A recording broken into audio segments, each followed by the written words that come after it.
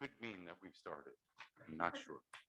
Good evening, everybody. Welcome to the Bristol Town Council meeting of July 28, 2021. If you'd all rise for the Pledge of Allegiance. I pledge allegiance to the flag of the United States of America and to the republic for which it stands, one nation, under God, indivisible, with liberty and justice for all. Thanks, everyone. It is really fun to say everyone and not just be right here. I think the world is coming back all the time, coming back to a little bit of normalcy. Madam Clerk, actually, if I may, the administrator is going to be a little bit late this evening. His son's baseball game was, they had to stop it short yesterday because of thunderstorms. So he wanted to finish that up, but he'll be here shortly and we'll ask him how he made out when he got here. So, Madam Clerk. Mr. Chairman, members of the council, the first item of business is the consent agenda. Mr. Chairman, I make a motion to pull CC2 and to make a motion to approve. Second. Motion to pull CC2 and to approve the consent agenda. Any discussion? Hearing none, all in favor? Aye. Any opposed? Thank you.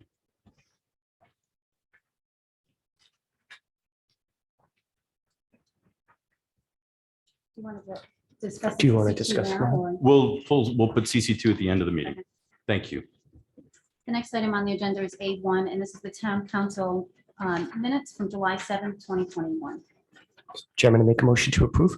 Second. Motion made by Tim, seconded by Tony to approve. Any discussion? Hearing none, all in favor? Any opposed? Thank you. The next item on the agenda is C1, and this is ordinances 2021-9, and this is chapter 16 for motor vehicles and traffic. And this is to add 2 15-minute parking spaces at 186 Wood Street and one load zone space adjacent to 186 Wood Street and this Charles Street. And this is second reading for adoption. I make a motion that we approve it.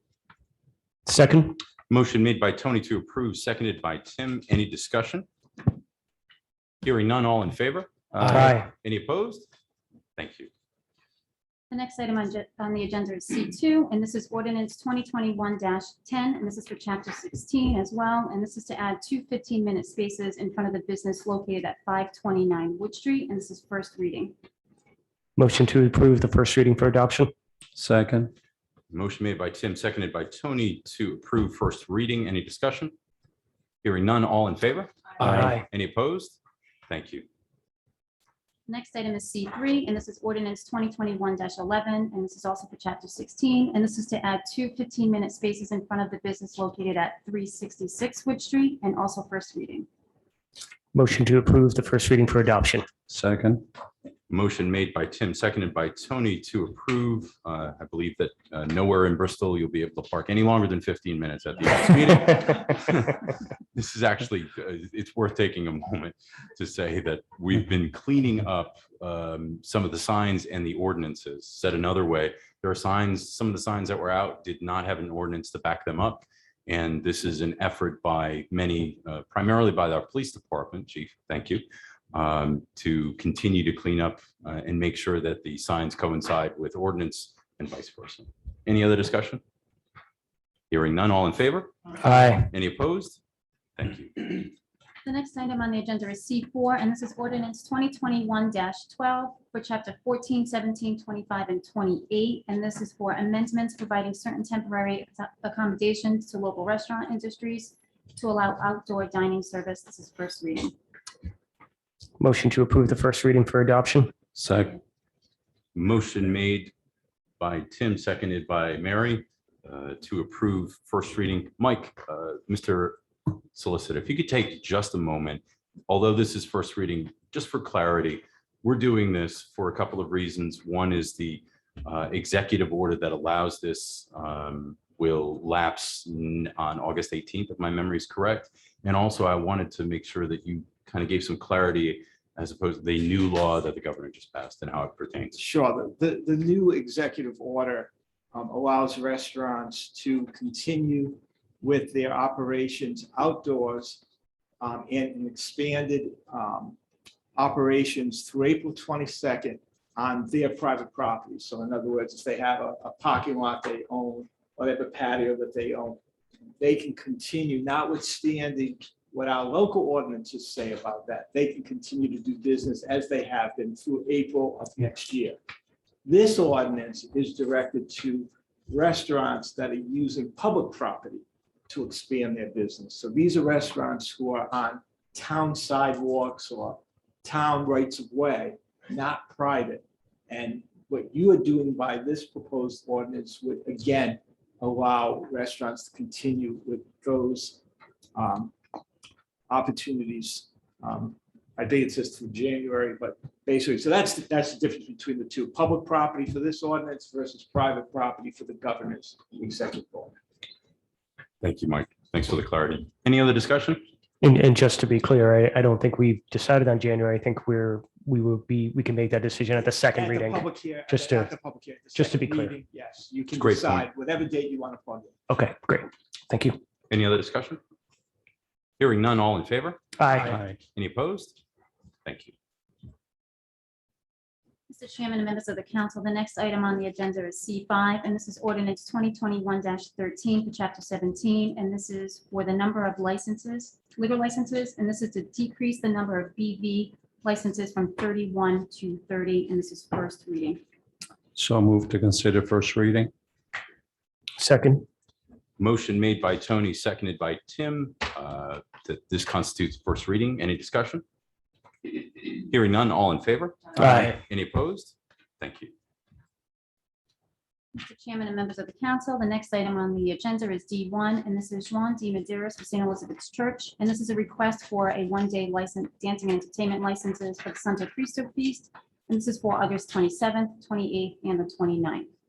I make a motion that we approve the request. However, I would suggest that seriously consider all the recommendations by the police department. Second. Motion made by Tony, seconded by Tim to approve. Any other discussion? Hearing none, all in favor? Aye. Any opposed? Thank you. Mr. Chairman and members of the council, the next item on the agenda is D2, and this is Sherry A. Scott for Scooter Hospitality LLC, doing business as the Beehive Pantry, and this is on 87 Gooding Avenue, and this is a request for a victualling license. Based on all the positive recommendations, I make a motion to approve. Second. Motion made by Tim, seconded by Mary to approve. Would you like another 30-second commercial? We're giving them out for free. Yeah. We're back. Back again. If you We could state, forgot one thing. if you could state your name and address for the Oh, record, please. Sherry Scott, and my address is 91 Main Street in Warren, Rhode Island. That's where we live. And Emily Scott, yes, she is my partner. So we are asking for a victualling license for the Beehive Pantry. As everyone probably knows already, we're selling baked goods, prepared foods, refreshing drinks, and coffee. Perfect. Excellent. And that's all. Excellent. When will this transfer? When will you start? Hopefully very, very soon. Very soon. We're hoping we're in the final, we're at the end. So very, Another few weeks, maybe? yes, yes. I'm praying it's before the end of the month of August. So Well, we all wish you luck. thank you very Excellent. much. Excellent. Any other discussion? Hearing none, all in favor? Aye. Any opposed? Thank you. Good luck. Thank you. Mr. Chairman and members of the council, the next item on the agenda is E1, and this is license renewals for private investigators for 2021 through 2022. Based on all the positive recommendations, make a motion to approve the private investigators renewals for 2021, 2022. Motion made by Tim, seconded by Mary to approve the private investigator renewals. Any discussion? Hearing none, all in favor? Aye. Any opposed? Thank you. Mr. Chairman and members of the council, the next item on the agenda is F1, and this is to Fuka Sai for Cedars Hookah and Cigar Lounge at 576 Medicom Avenue, unit number 4. And this is to request for one additional Class BV liquor license. This is continued from July 7. Just wanted to let you know, Mr. Tafuk did send me an email saying that his father will be here in his place, which is Wala Asai. Sir, come on up, please. If you could state your name and full name and address for the record. Yeah, my name is Walid Asi. my address is 2809 Highland Ave, Fall River, Mass. Thank you. Thank Welcome. Walid, am I saying that correct? Yeah. Walid, thank you. So this was on our last agenda, and we asked to continue it to this one. What's in front of us, as you know, but worth it to say for the public, is a request to create an additional liquor license. Typically, when we do such a thing, we ask for additional information like what is the layout of the restaurant, hours of operation, is there, what's the food going to be, some menu, if you will. I think that your son answered some of those questions. Certainly, we have the layout here. One thing that I feel like was and is lacking here is the menu did not have any pricing on it, and not because we need to weigh in on pricing. It's more of showing that this is solid and we are taking the next step on these choices. How this works from here is that if this council believes that it's appropriate to take a next step, then we would vote to do that, and then we would have a public hearing. So it would require first and second reading. At the second reading, we'd make the determination to create or not create a license at that point, listening to you and of course the rest of the public. In this instance for myself, our past experience, and certainly my colleagues should and will weigh in, our past experience on someone who has never had a liquor license in town, that is not a reason for us to say no, but we usually start with a limited BV license. So beer and wine, if you will.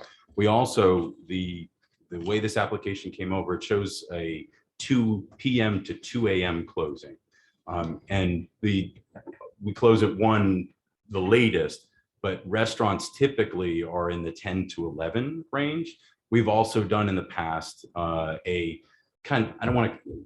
beginning step on it to show good neighbor, if you will. So for myself, I would be very comfortable with obviously going through the correct steps. Of course, a limited BV license, which would be beer and wine, 6-month review on it, a closing time, not at 1, but at 11, or if there's obviously I'm open to my colleagues' suggestions and certainly listening to you, sir, if there's another point that you wanted to make on it. That for myself would be a great next step. Happy to consider that and show that all is good. We did that with the most recent one I can think of is Mount Hope. I can't think of the name of The buffet. The buffet. Thank you. Right. Bristol Buffet. Bristol Buffet. We started with a 6-month limited BV, and there were no issues there. We were requested to make that a full BV, and we did, and there still hasn't been any issues there. But colleagues, tell me what your thoughts are, please, or tell the applicant your thoughts. I have no questions. So during the day or early evening, is your vision to be a restaurant, like a family, for families to attend, and then have the hookah lounge and cigar bar afterwards? Or would it be too smoky in there for families to go into, or people that are interested in Middle Eastern food? Yeah, the idea started, this idea is that a lot of people go to Providence to smoke a hookah. Like yesterday, actually, a friend of mine was visiting from Boston. We had to drive all the way to Oppa. I don't know if you're familiar with that place. So, I mean, you go there, have a hookah, have a little appetizer, have a drink, it's friendly, talk, that's it. That's the idea, Instead of driving to Providence to smoke a hookah, a lot of people would come from Massachusetts here. It's closer and it's nicer. It's, that's his idea. That's how the idea started. So what is the background with the food? I mean, because, like a bar, yeah, which we're not very big fans of, No. is like just has to have food in order to have a license. But and that's where you get a lot of the chicken wings and the, throw it in the microwave and you come up with something or sandwich.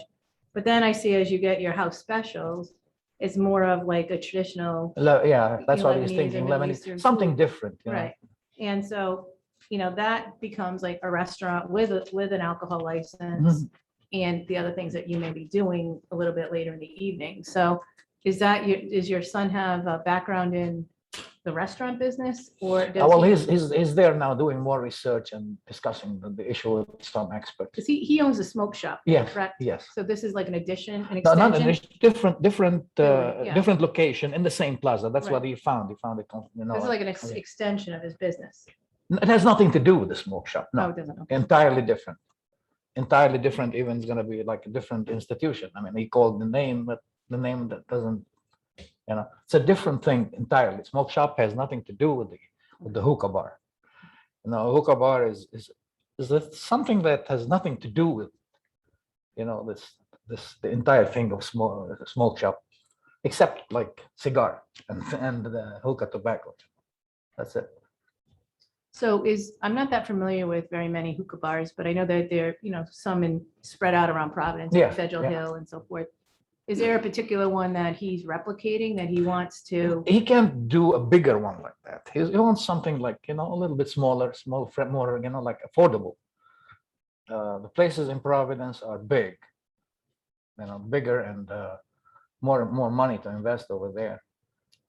And they have been there for a long time. People know them. People drive from Boston to go there. It's a social thing. It has nothing to do with like, you can smoke a hookah. You don't have to smoke cigarettes. You smoke a hookah once a week, and it's a friendly thing. What I'm hearing, and if I may, Mary, Yeah. what I'm hearing is, I think Mary is asking, what could we use as a reference point? Is there a place in Providence that would yeah. be most similar that we can say, oh, now we see Yeah, what you're talking Oppa, about? for instance, Oppa Opa, restaurants, Oppa, OPA. OPA. That's the Okay. one in Atwell's, right? Is that the one? Where is that? Yeah, on Federal on the hill, yeah. I mean, from time to time, and this is no reflection on your family business or your son, because we all know there's a lot of different issues in Providence, but there have been issues with late night licensing and as well as some of the establishments, including some of the hookah bars in Providence. What is your plan to make sure that nothing gets out of hand? You see, the idea of a hookah lounge is entirely different from a bar. People don't go to hookah lounges to get wasted, as you say, or just no. They go there to sit down, have a hookah, have a chat, blah blah blah, and leave. It's a social thing. The concept of a bar is entirely different. People that are going to a bar, they're not. When they walk in, that's not. This is not us. Yeah. Well, no, I'm just saying that both types of establishments have had issues Yeah. in the city, I think there was just one in the news yesterday on, some unsavory things that were happening. Now, I'm not implying that that's going to happen Yeah, I here. I just understand. wanted to know what you're taking, what your steps would be to make sure that you don't end up in those kind of situations. I mean, Maybe you can't answer, maybe you have to, maybe your son I- can answer you know, it next yeah, time he it's comes. a little bit. Yeah, I don't know what are the procedures, but I know that, like my son has been here for 2 years almost here. And, like in his business, in the smoke shop, he never had a problem. The police know that everything is, according to law, according to ethics, and there's no problem. I mean, whatever it takes to make things family friendly, acceptable, we're ready to do.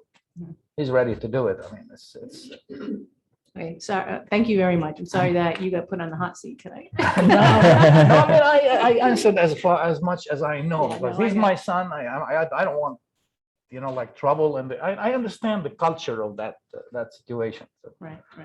Thank you.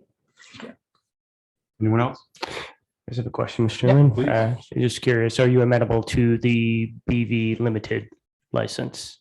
Are you amenable to the just beer and wine and with a review at 6 months? I think And to come back, I think it- if that's your suggestions, fine. I think that's perfect. Okay.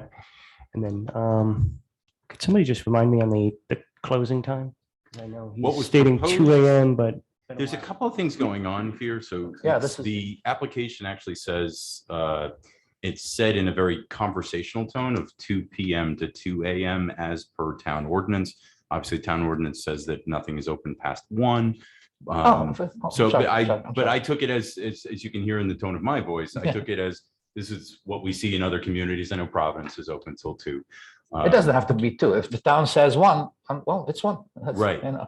And I guess to also answer, Tim, your question is that what would happen from here is we would have kind of a 2 tracks at the same time. One of voting to have a first and second reading to add a limited BV license, and then one for your son's restaurant to apply for that license being created. So at that point, we would need, when are you opening? When are you closing? I mean, every night, is it the same hours? We would need a much greater information in regards to the menu. There's a lot of other things that obviously we would refer you to the clerk to make sure that you got everything, or you know what's necessary for that last part of it. We're not there right now, but we needed more to know what we were talking about. Understand.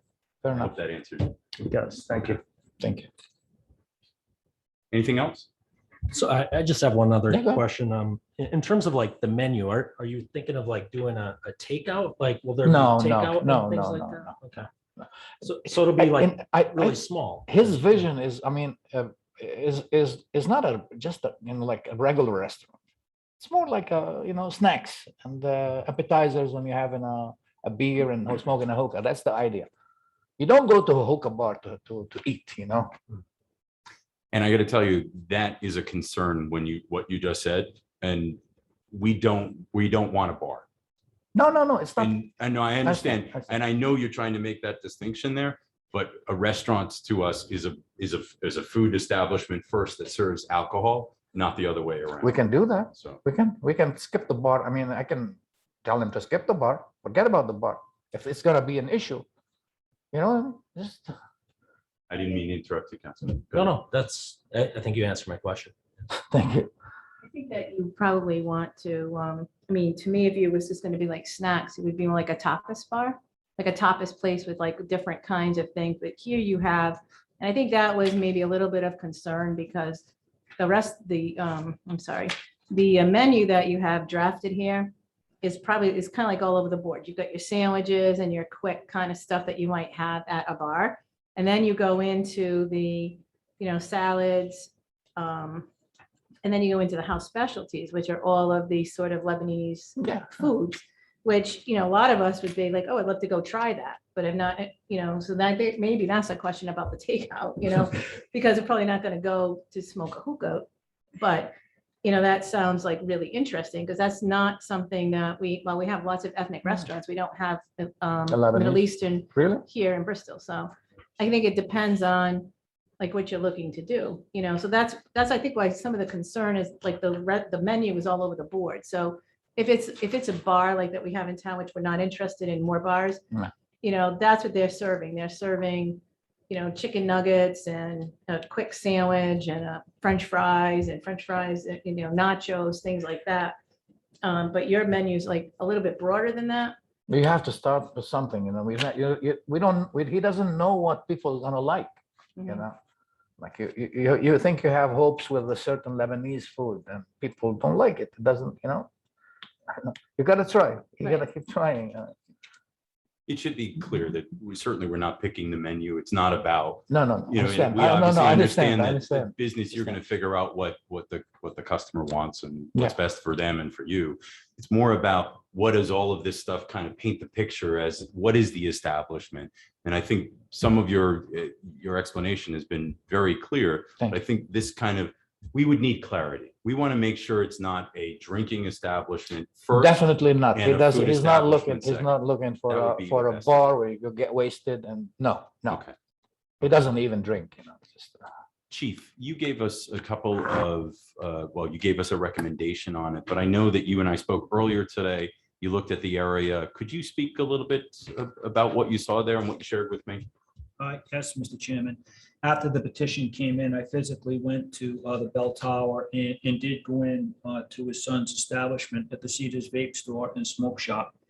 And nothing in the petitioner's background or departmental indices would reflect that he doesn't qualify to come before the council. I did not find any disqualifying information. I did note that there's a karate studio which doubles, I think, as a kids camp. There's a family dentistry. There's a breakfast shop in that particular plaza. So there are a lot of locations in there that cater to families and to children. And that was my only concern if it was going to be predicated to be, an alcohol first establishment. I wanted the council to know. I was not able to view the inside, I think it's unit 4, it's vacant. So I was not able to see any plans or, kind of get a visual of what was going on there. But my concerns were obviously there's a a health club in there that you can key fob into. So there are a lot of different businesses in the tower complex that I thought would be critical for the council to make its final decision. Thank you, Chief. That was good. Anything else from my colleagues? Oh, yes, Mr. Chairman. Obviously, as have already been stated, and I don't want to kind of beat the horse here, but in order to move, at least on my end, I need more about the menu prices and sort of really set in motion what would be more like the menu for the establishment and obviously the hours of operation, and I think you've already heard from us that we're looking at the 11 o'clock as at 11? least for the main time for the 6 month, if in fact we go forward with it, with a limited license. Okay. All right, I'll let him know, and the rest of the information is gonna be texted to him or something, or emailed to him. I don't know. Ms. Wu? Oh, Please, that would be wonderful. Okay. So this is Melissa Gadiro. All She's right. the town all clerk, right, all right. and Melissa will be able to Assistant. Huh? absolutely and give you maybe not it, well, answer questions and tell you what we need for answers. So when we meet again, assuming that this council wants to take the next step here, and we're going to find out just in a moment here, then you'll know what's expected, or he'll know what's expected. And that way he comes in full and armed with knowledge. And hopefully we can get to the next step, because I hear general agreement here. So what's on this council's question right now was to create an additional liquor license. And unless I hear objection otherwise, it sounds like a limited BV would be our next step. And Mr. Solicitor, what is the appropriate motion at this point? If you wanted to, you could direct me to prepare an ordinance amendment to increase the number of BV limited licenses by 1. And at the same time, our clerk, Melissa, will have them begin the process for an application. As you mentioned, they'd have to be a parallel process. Perfect. So it would be introduction at the next meeting, and then we'd have second reading subsequently. So we'll have a first reading, which has no conversation whatsoever. And it's the subsequent, the second reading where we get into actually creating the license. And then in that same meeting, there would be your or your son's petition for that license, that assuming we create at that point in time. Thank you. And that would be a public hearing. Yes. And there's a process that your son has to go through. There's going to have to be notification to neighbors, et cetera. So I'm sure you will receive all that information about what he has to do, but there is a process to go through. Okay. What's this council's pleasure? I think that we, ask the solicitor to draft the ordinance to increase add a limited BV license that we will discuss down the road as to what to do with it. And Second. So motion made by Mary to refer to the solicitor, seconded by Tim. Is there any other discussion? I think for the petitioner's reference, just so you have a time frame. The clerk will let you know more stuff, but it's the second reading is not likely to be before 6 weeks, right? We have to go It through can't 2 be. council Right. meetings. So at least you have an idea of the time frame. Perfect. Any other discussion? Hearing none, all in favor? Aye. Any opposed? Thank you. Thank Thank you, you. sir. Thank you. Thank you. Chairman and members of the council, the next item on the agenda is G1, and this is public service appointment to the Historic District Commission. And this is for 3-year terms expiring July 2024. And we have John Allen with interest in reappointment. We have Orianne Lima with interest in reappointment. And we also have Sarah Butler, also with interest in reappointment. Mr. Chairman, I make a motion that we reappoint all 3 of them. Second. Motion made by Tony, seconded by Mary to reappoint John Allen, Orianne Lima, and Sarah Butler to the Historic District Commission. Any discussion? Hearing none, all in favor? Aye. Any opposed? Thank you. Next item on the agenda is G1B, and this is also for public service appointments, and this is for the planning board, and this is for auxiliary members with 3-year terms expiring July 2024. And we have Brian Clark with interest in reappointment, and Richard Ruggiero also with interest in reappointment. Mr. Chair, I make a motion that we reappoint both of the candidates, Brian and Richard. Second. Motion made by Tony, seconded by Mary to reappoint Brian and Richard to the planning board. Any other discussion? Hearing none, all in favor? Aye. Any opposed? Thank you. The next item on the agenda is G1C, and this is the Board of Tenant Affairs with an unexpired term ending in January 2022. And we have Linda Haru of 1014 Hope Street with interest in appointment. A motion to set up an interview at the August 18th meeting. I don't know if everybody's 6:30 appointment, like a 6:30 interview. 6:30 works for me. Second. Any discussion on that? 6:30 work for everybody? Mhm. Perfect. Hearing no other discussion, all in favor? Aye. Any opposed? Thank you. Before we go forward, thank you to all of the boards and commissions, John, Orianne, Sarah, Brian, and Richard, for your service and all of our boards and boards and commission service. This council appreciates it. The town of Bristol appreciates it. Thank you. Thank you. Mr. Chairman and members of the council, the next item on the agenda is old business, and we have H1. This is Joan Maderos and Lucy Maderos of 82 High Street, requesting for an accessible parking space in front of 82 High Street, and this is second reading. Mr. Chairman, I make a motion that we approve. However, I have some comments to make on that. Please, sir. Go ahead. Um, Actually, you know I'll what? Is there a second. second? Thank you. Second. Discussion? In looking at the placard, I see that it expires August 2021. So that being said, we're going to create this for a month. Is that how that would happen? I mean, I have no issue, approving. However, the date on the placard is expiration of 2021. We'll probably get Right, that because it updated. was originally received in July or June, because it's the second reading. And normally when we do the accessible parking spaces, they're not required to provide us with an updated placard. Once it's in the ordinance. I mean, they don't bring us an updated placard every year that it expires. But they would, is it automatically in renew? Like, did they get a questionnaire? They get a letter in the mail, they have to come in, they get notarized, and then they reapply for a new placard that has expired. But it's never been in the practice that we would require them to bring in a new placard. They would normally just come in and say that space is no longer used, and then we would remove the space. Interesting. Okay. You okay with that? I'm okay. Okay. Thank you for the explanation. So that was motion made by Tony, seconded by Mary to approve. Is there any other discussion? Hearing none, all in favor? Aye. Any opposed? Thank you. Mr. Chairman and members of the council, the next item on the agenda is H2, and this is Mitch and Judy Guild from 25 Noyes Avenue.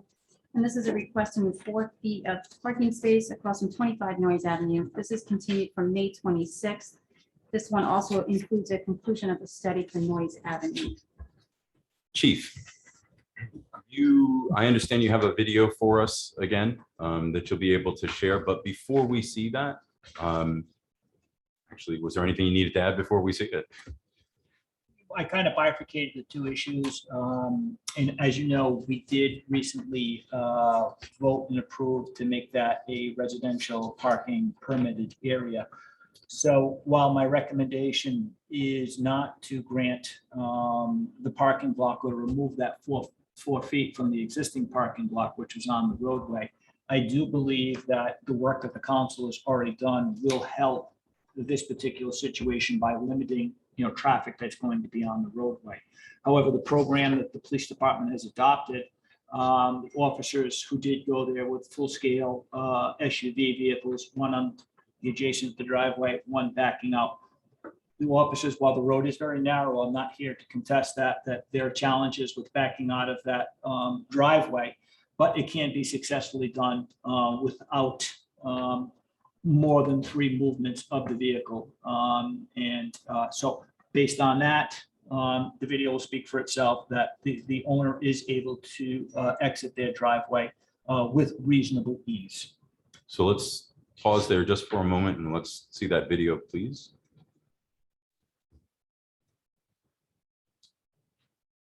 Melissa, you're floating in the air. I don't know if you saw that or not.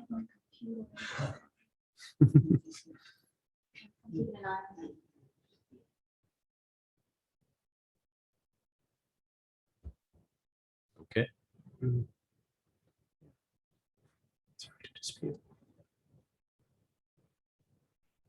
Is it, that's it, right? That's it. So all you got. That's all we needed. I just- Yeah.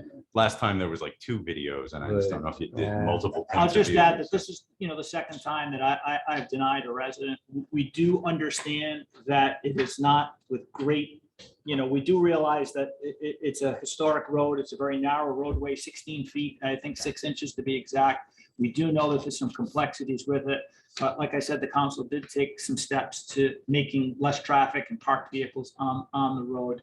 And I hope that in instances where someone has blocked or been in that particular area have also been very small. So it's not a daily occurrence. It's not an issue that they're always dealing with. So replicating that we put a full-size SUV there and they were able to back up, they're not going to be faced with that scenario every single day. So it should be even easier because there will be no vehicle there. Okay. Ask you a question, Chief. I was a little on this one, a little confused because we had the whole report. So we have this issue. We had the issue about, the resident parking so that people at least could also park on, on nearby streets. And I know that when I had gone down to Noyes Avenue with you, that you talked about doing a report in more detail, which I think you may have done here. But I was surprised to see all of this here because I know we had talked about maybe having a meeting or something with the residents to inform them and trying to correct this and what needs to be done. Yeah. And so I was wondering why it was mixed in with this. Like, is this, are you submitting this and just I received a call. information? I received a call from the clerk that the matter was still lingering out in an agenda and it needed to be, I guess, re-agended or some type of finality. If you notice in my report, I don't make any recommendations to the council. So there's still plenty of time to meet with the residents. There's nothing in my report that says my recommendation is to do A, B, and C. There is still ample time to go out to have a community meeting and to discuss all of those issues. What I did tell you is I looked at town ordinance when there were for no parking signs. I looked at parking blocks. We did as much work that we could in city documents to find out what belongs there, what doesn't belong there, what has an ordinance, and to identify some of the issues that the residents had. In no way am I here tonight to say this is the next course of action. I can tell you that there are parking blocks that are on that road. There are no supporting ordinance. I can tell you that there are no parking signs affixed to telephone poles and stanchions, no supporting ordinance. So I can tell you that my research has found that. That's not going to change if I speak to a resident. But nothing would prevent the council from taking additional pause and we're certainly avail ourselves to go out and to meet with the neighbors if you so still desire and to discuss, desired outcomes. Well, I certainly think we can move forward on this request, and so I just wanted to keep the two things sort of separate because I didn't feel like this part of it, the second part of it was completely finished yet. Yeah. So that's why I raised that question. Because I do think, it's funny, I went down, there's a couple of other streets, very narrow, very similar in the downtown area. And I went down them one day specifically to just look at the parking boxes. And one of them had hardly any parking boxes on it. And the other one had a ton, so I think we're going to find a similar issue with whatever we do in this area. We're going to find a similar issue on other streets as well. And so that's all, Mr. Chairman. I just wanted to make sure that we were not taking action on any of the other stuff because I don't feel like this is completed You yet. bring up a great point, Chief. First, this is great information. Is the points in which the photos are taken, the quick blurb underneath expressing whether things had ordinance or did not have ordinance. It's outstanding information. I do think that our next step should be from this information, whether it's an outreach to the neighbors on Noise and either it's walking through there or having a meeting here. But what I would love to see is that this would come back in front of the council with a proposed solution to these, and potentially not even come back in front of the council, maybe have the solicitor look at it first and then come to the council with proposed ordinance, first readings. So ordinance match signs and signs match ordinances and such and so forth. So that way our next step is actually a step. So, but in front of, I'm sorry, go ahead. Oh, no, I was just going to say, I think you guys are spot on. And I think once we look at that, I think we should look at a microcosm of downtown as well. If the chief thinks it's okay to, I don't know how much work this is, to see these other areas. Because I mean, we look at constant parking issues, especially with the marina going in and Prudence Island, we're putting up, we should probably know what parking and ordinances, make sure they're all matched up, correct? Make sure we have a good list, because it looks like a lot of things got put in and no ordinances were created. Right. And I think like even on this one, just the Noise Avenue as an example. I mean, you know, I think it would be when the chief submits something to the solicitor, you know, it isn't just a matter, I don't think maybe of just matching it up, like, oh, there's no ordinance for this, but maybe is it necessary? Like in your opinion, with your new, you know, the idea of the three tries to get out of the lot, is it necessary? Because some of them may not be. And I think that would be an important piece of this. And obviously you can't look at all of Bristol and it's just, there's not enough manpower, there's not enough time, but would also be open to a suggested next steps, whether it's in when we get requests like this, do we stay inside the road? Obviously there's exceptions. Wood Street would be an exception, High Street, too much street, right? But short roads like Noise, should it be a holistic approach when these things are looked at? Open to suggestions. I don't think there's a right answer every time, but we also are not looking to inundate you with all of this, and open to proposals. If it's not the police department, should it be in concert with, or should it be whoever? So open to suggestions. Yeah, so, you know, we did spend a copious amount of time with Wood Street. Our original desire, they're very complex when you try to make the street fit the ordinance to have uniformity, but then you dealing with businesses on the first floor, like the Azorian Butcher Shop or Wood Street in residential, people that need to park at nighttime. So that's why you kind of saw on Wood Street, there was one for 15 minutes. There's a different one, you know, further down the road. So we tried to make the parking ordinance or the parking situation esoteric to fit the neighborhood, to fit the business. And we met with every one of the business owners and got, you know, compliance, you know, from them. So it was, you know, it was 3-4 months of work to get Wood Street to where we are today. And Noise Avenue, as you know, I had meetings with 2 neighbors on 2 separate occasions. I did a walkthrough with you, copious amount of time going over the roadway, sending the officers back. I wasn't happy with drawings and measurements and schematics. So it is a lot of work. And I did speak to Councilman Sweeney tonight. I did unearth a 2008 study that my predecessor, Chief Canario, had done for the council. And it's really good work about some of the issues downtown. And they did work with Power Engineering, a professional engineering company, to address some of them. So my thing would always be to try to save taxpayer dollars. I just received this today. Let me have a little bit of time and go through it and to see what those recommendations were from an engineer, to see what the council did back then. Did they make the appropriate recommendations? Did the solicitor recommend ordinance changes? So a lot of it has been done. I just don't, I haven't tested the final outcomes from this study. So I think I would want to go back and do a little testing for us to see what the outcomes were of that study. Well, Chief, kudos to you and your department, men and women. That's outstanding work, and it helps us. Instead, if we're dealing with one 4-foot piece and then another 12-foot piece, and it's just it never, no one ever gets some resolution to it. Most importantly, the residents of that particular street or area. So it's such a challenge. I mean, because you've got multifamily homes there, you've got, you know, you've got some people with driveways, but people need a place to park. You know, the idea of whether they park up, get rid of that sidewalk or park up on the sidewalk, you almost have to. I mean, there's a lot of complicated issues, as you said, so I appreciate the work that you've done in that. Yeah. I think that's just the beginning, because we have other streets like that.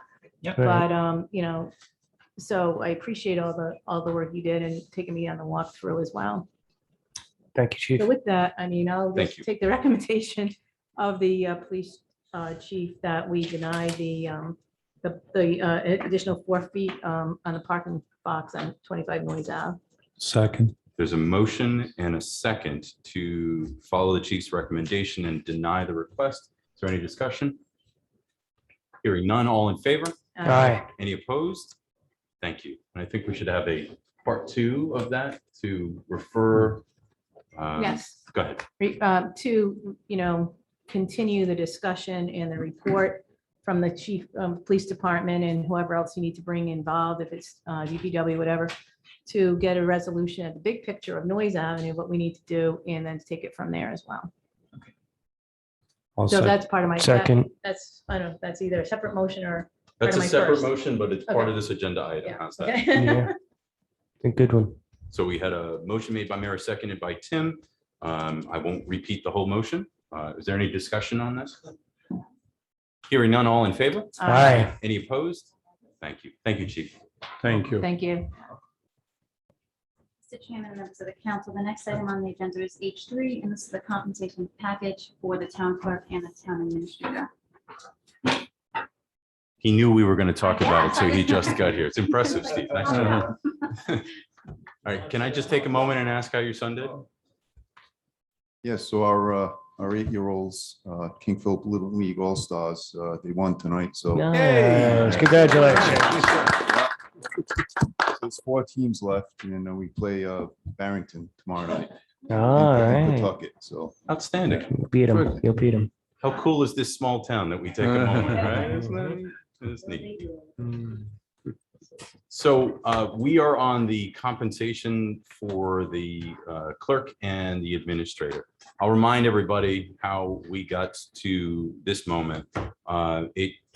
There was a past practice of past practices, multiple things that we did, including buyout at the end of one's tenure here at Town Hall. Most recently, the retiring town clerk. And I think that was the motivation. But I'd like to take a moment and say, this was not the prior town clerk. These actions had nothing to do with that person, with Lou Chirillo. That was kind of the impetus, I suppose. But he or nor anyone else did anything that was not out of keeping with what's happened in the past. So I wanted to make sure that we were all clear on that. What's in front of this council, after a lot of conversation, was that we wanted to get away, we will be getting away from those buyouts. And we've also had a lot of conversation about how should we have these conversations about these changes. There should be a policy in place that whether it's the potential elected official coming in or someone or the town in general, the residents understanding why we believe it's right to pay in the way that we pay.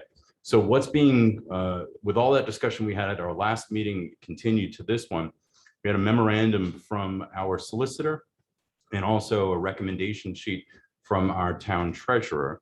And I'm going to go to the town treasurer's sheet, which is H3B, which I'm just going to take a moment just to kind of highlight, if I may, and Julie, please, if you want to add anything, if you feel.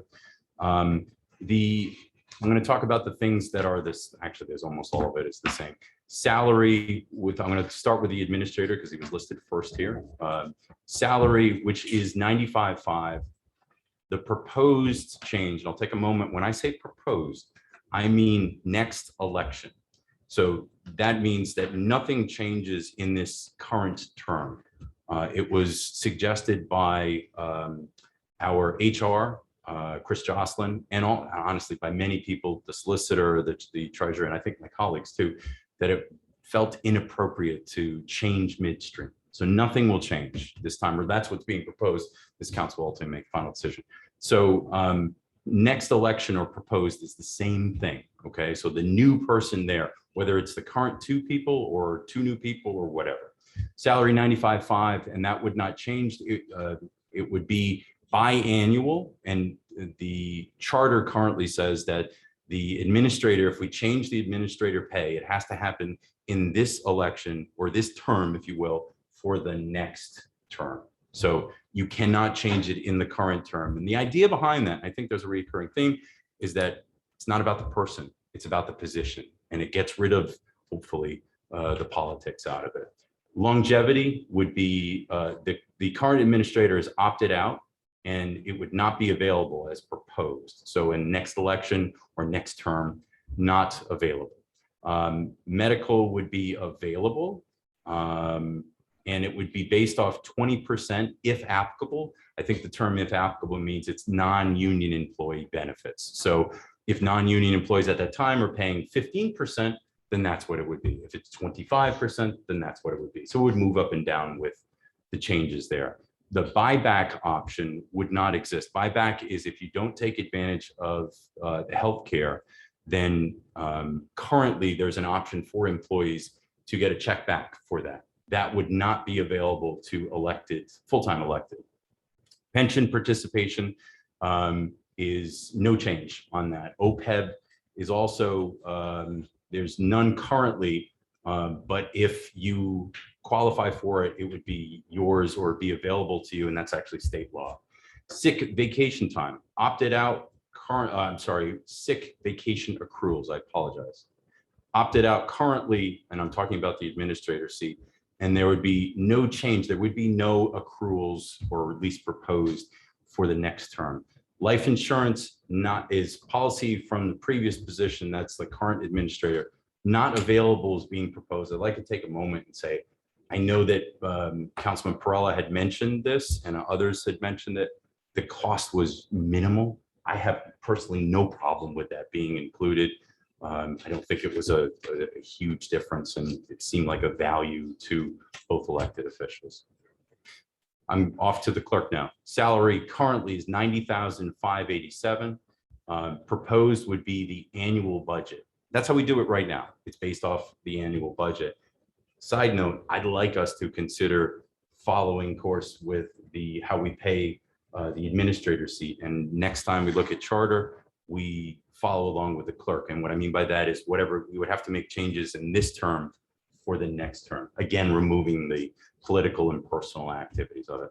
Currently, longevity is there at 5.5%. Currently with the clerk, it would not be available in the proposed. Medical and dental would be 20% right now, no change in the upcoming one. Let me say that a different way. Whatever non-union benefits are, it's currently 20%. If it goes up and down, it would go up and down accordingly.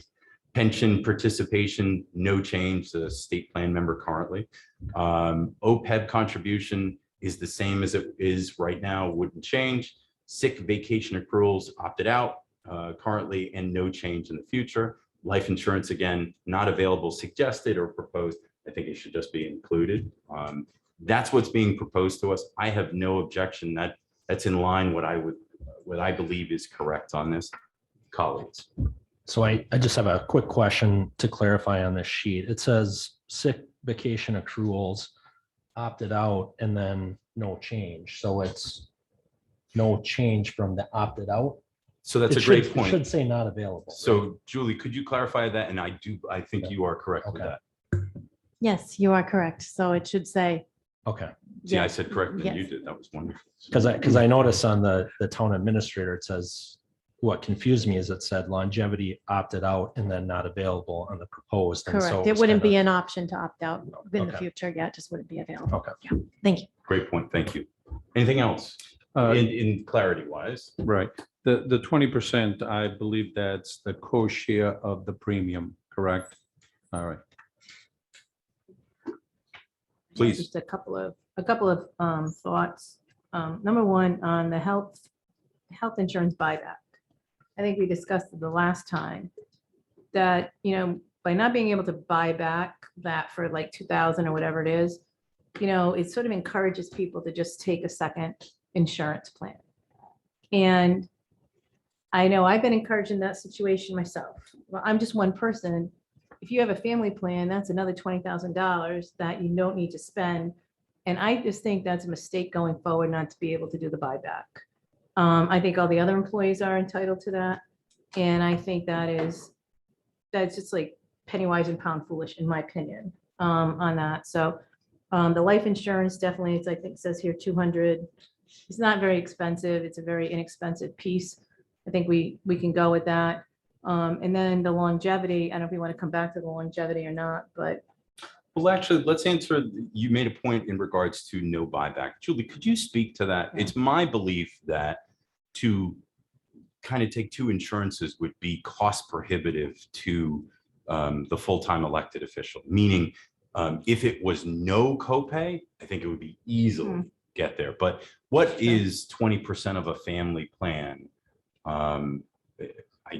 What would it cost? 4,000. Probably about $4,000 a year. About 4,000. So it would cost you $4,000 a year to have two plans. And Well- what is, and to Mary's question and point, what is the buyback? For a family plan, it'd be $2,500. Okay. So yeah, but the thing is if it's not, they're not necessarily paying it. So we don't know what the copay is on the family plan if they already have it. We only know what it is for us. So their spouse, for example, could be in private industry, or they could be in another public sector job that could be more or less than 20%. So they may already be covered that way. And now they're encouraged to do another. Now, if you have any serious health issues, you're going to be way better off having the two health plans because one covers the copays of the other, I believe. And so, that, I don't know, I just think it's kind of I know what Julie, your what's your point is, thoughts? but it's not like 20% because we don't know what the other one is unknown. It could be, I don't think anybody has free anymore, but it could be in theory. Julie, is there out-of-pocket cost above and beyond deductibles? I'm rearing my insurance daytime job here, so. So, I mean, I guess what I'm asking is there a family plan deductible? Right, it depends Simply on the put, is it- plan. So we have, Is it some of our attractive to employees do are what in Mary's talking HSA about? plans, and then you're getting a, deposit into an HSA debit card. That might be attractive to somebody, and maybe they would have their spouse take a buyback or not opt in, they would take the town's plan. It's really there are varying thoughts on it. We've had administrators over the year who felt differently about that.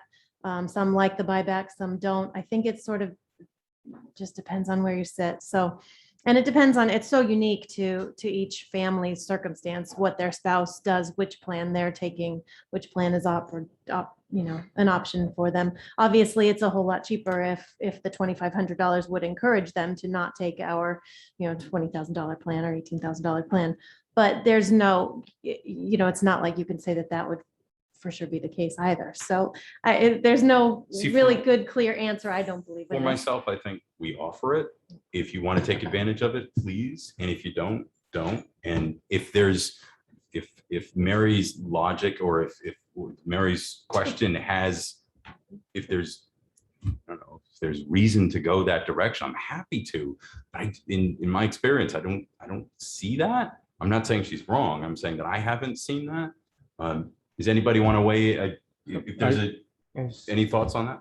If I may, do you recall of what is the family plan? How much is a family plan right now? I mean, I know in 20 the other grand. community, it's 27,000 right now, family plan. It's approximately $18,000 Or for us. It is Yeah. 18 right here. I mean, Okay. it depends on which plan. Right, yeah. exactly. Yeah. The family plan. So what Okay. is the range? Like where I work, there's like a set amount. It's not a range. 18. It's like 22 or 24 or something like that. So different, there are slight differences between plans. We have a few different plans. So I'd say the range is probably between 17 and 20. So I'll tell you what, let's use just a ruler here and say it'll cost the full-time elected official $4,000 a year for a family plan.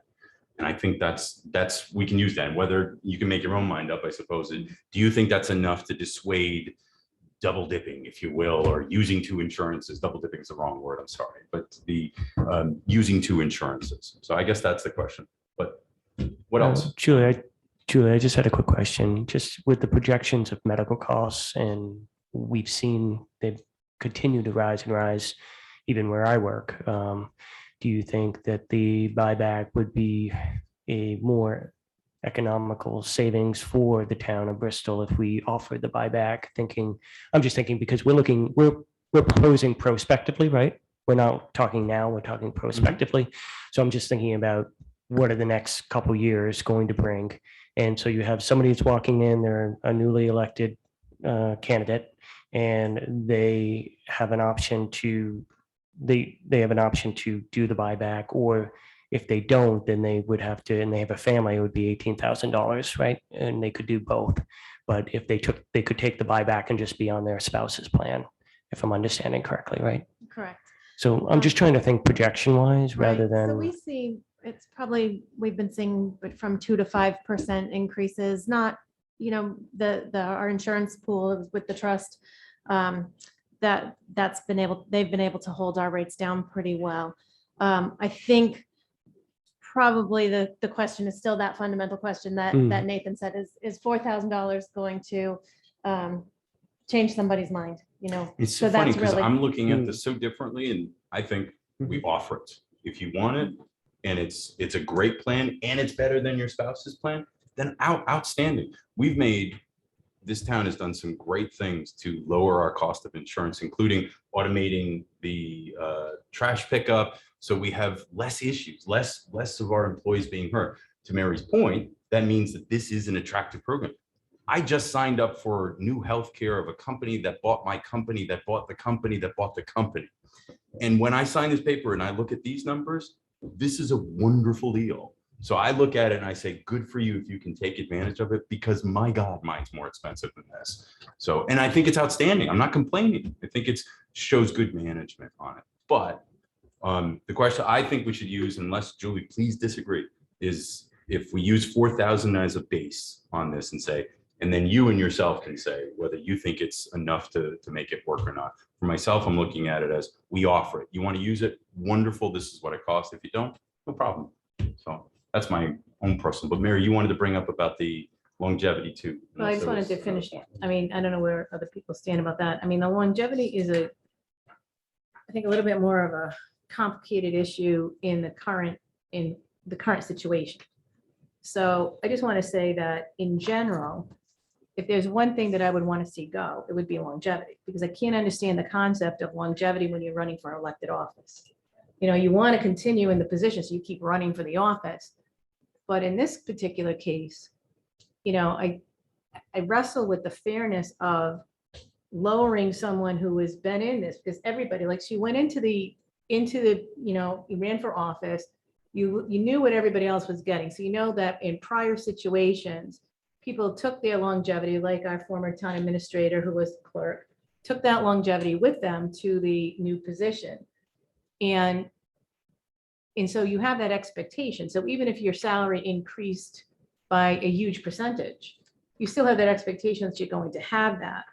And I just think that would be like really, really unfair to just pull that like $4,000 or $5,000. Like I said, at the last meeting, I was astounded, I still am, at the amount of longevity in the rates they are as compared to where I work, for example.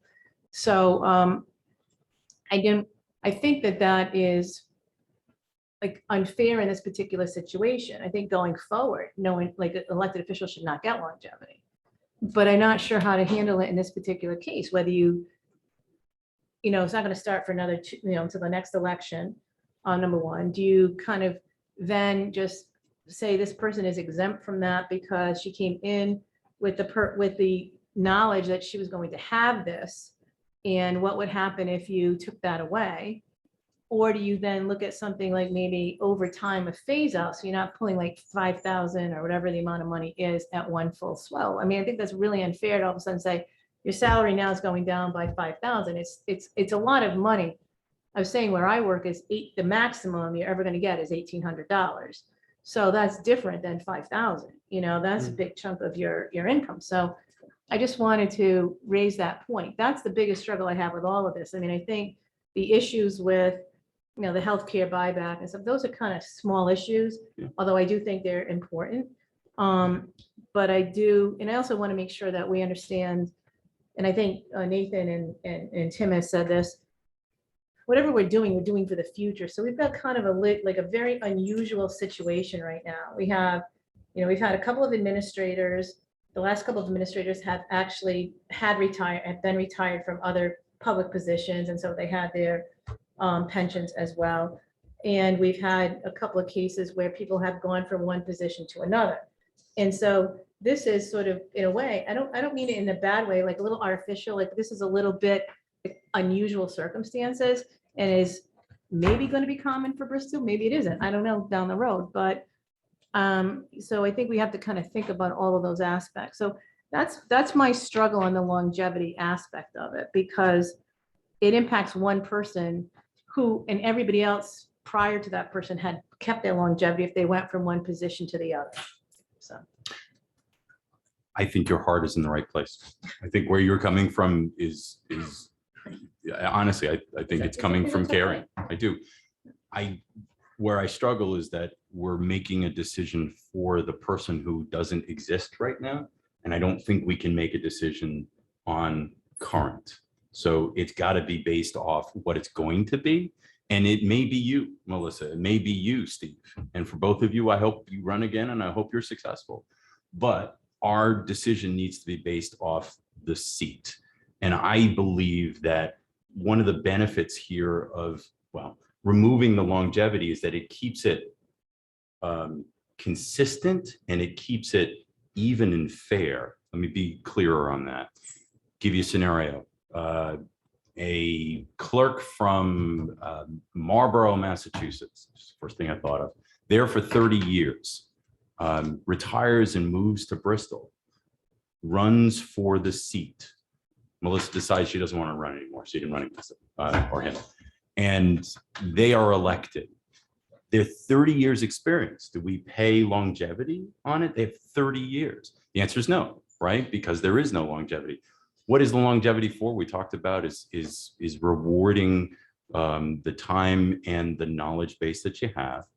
So I don't know how you can be consistent with this. And that's my issue with it. I also believe in the simplicity of it, that if I'm well, I am an elected official and we're talking about these things, but if I'm a resident and only a resident, then I think I should look at this and say, the clerk is 90,587. The administrator is 95,500. Stop. These are the things that are available to you. Stop. And they are extremely competitive, both in the salary and in the benefit packages we just talked about. And I think that is for everyone, not the two current people that are here. And this is why it's so uncomfortable to have this conversation. This is not a reflection on the current people.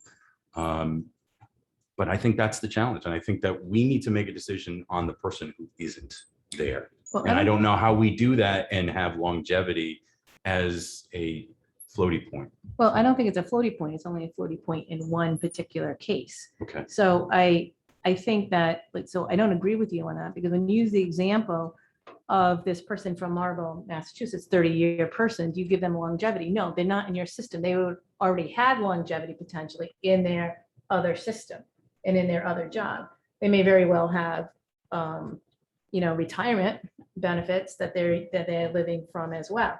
So, I mean, in that sense, you're never going to be 100% fair. It's fair, but it's like, that's when you come into the picture and say, okay, this is what the job entails.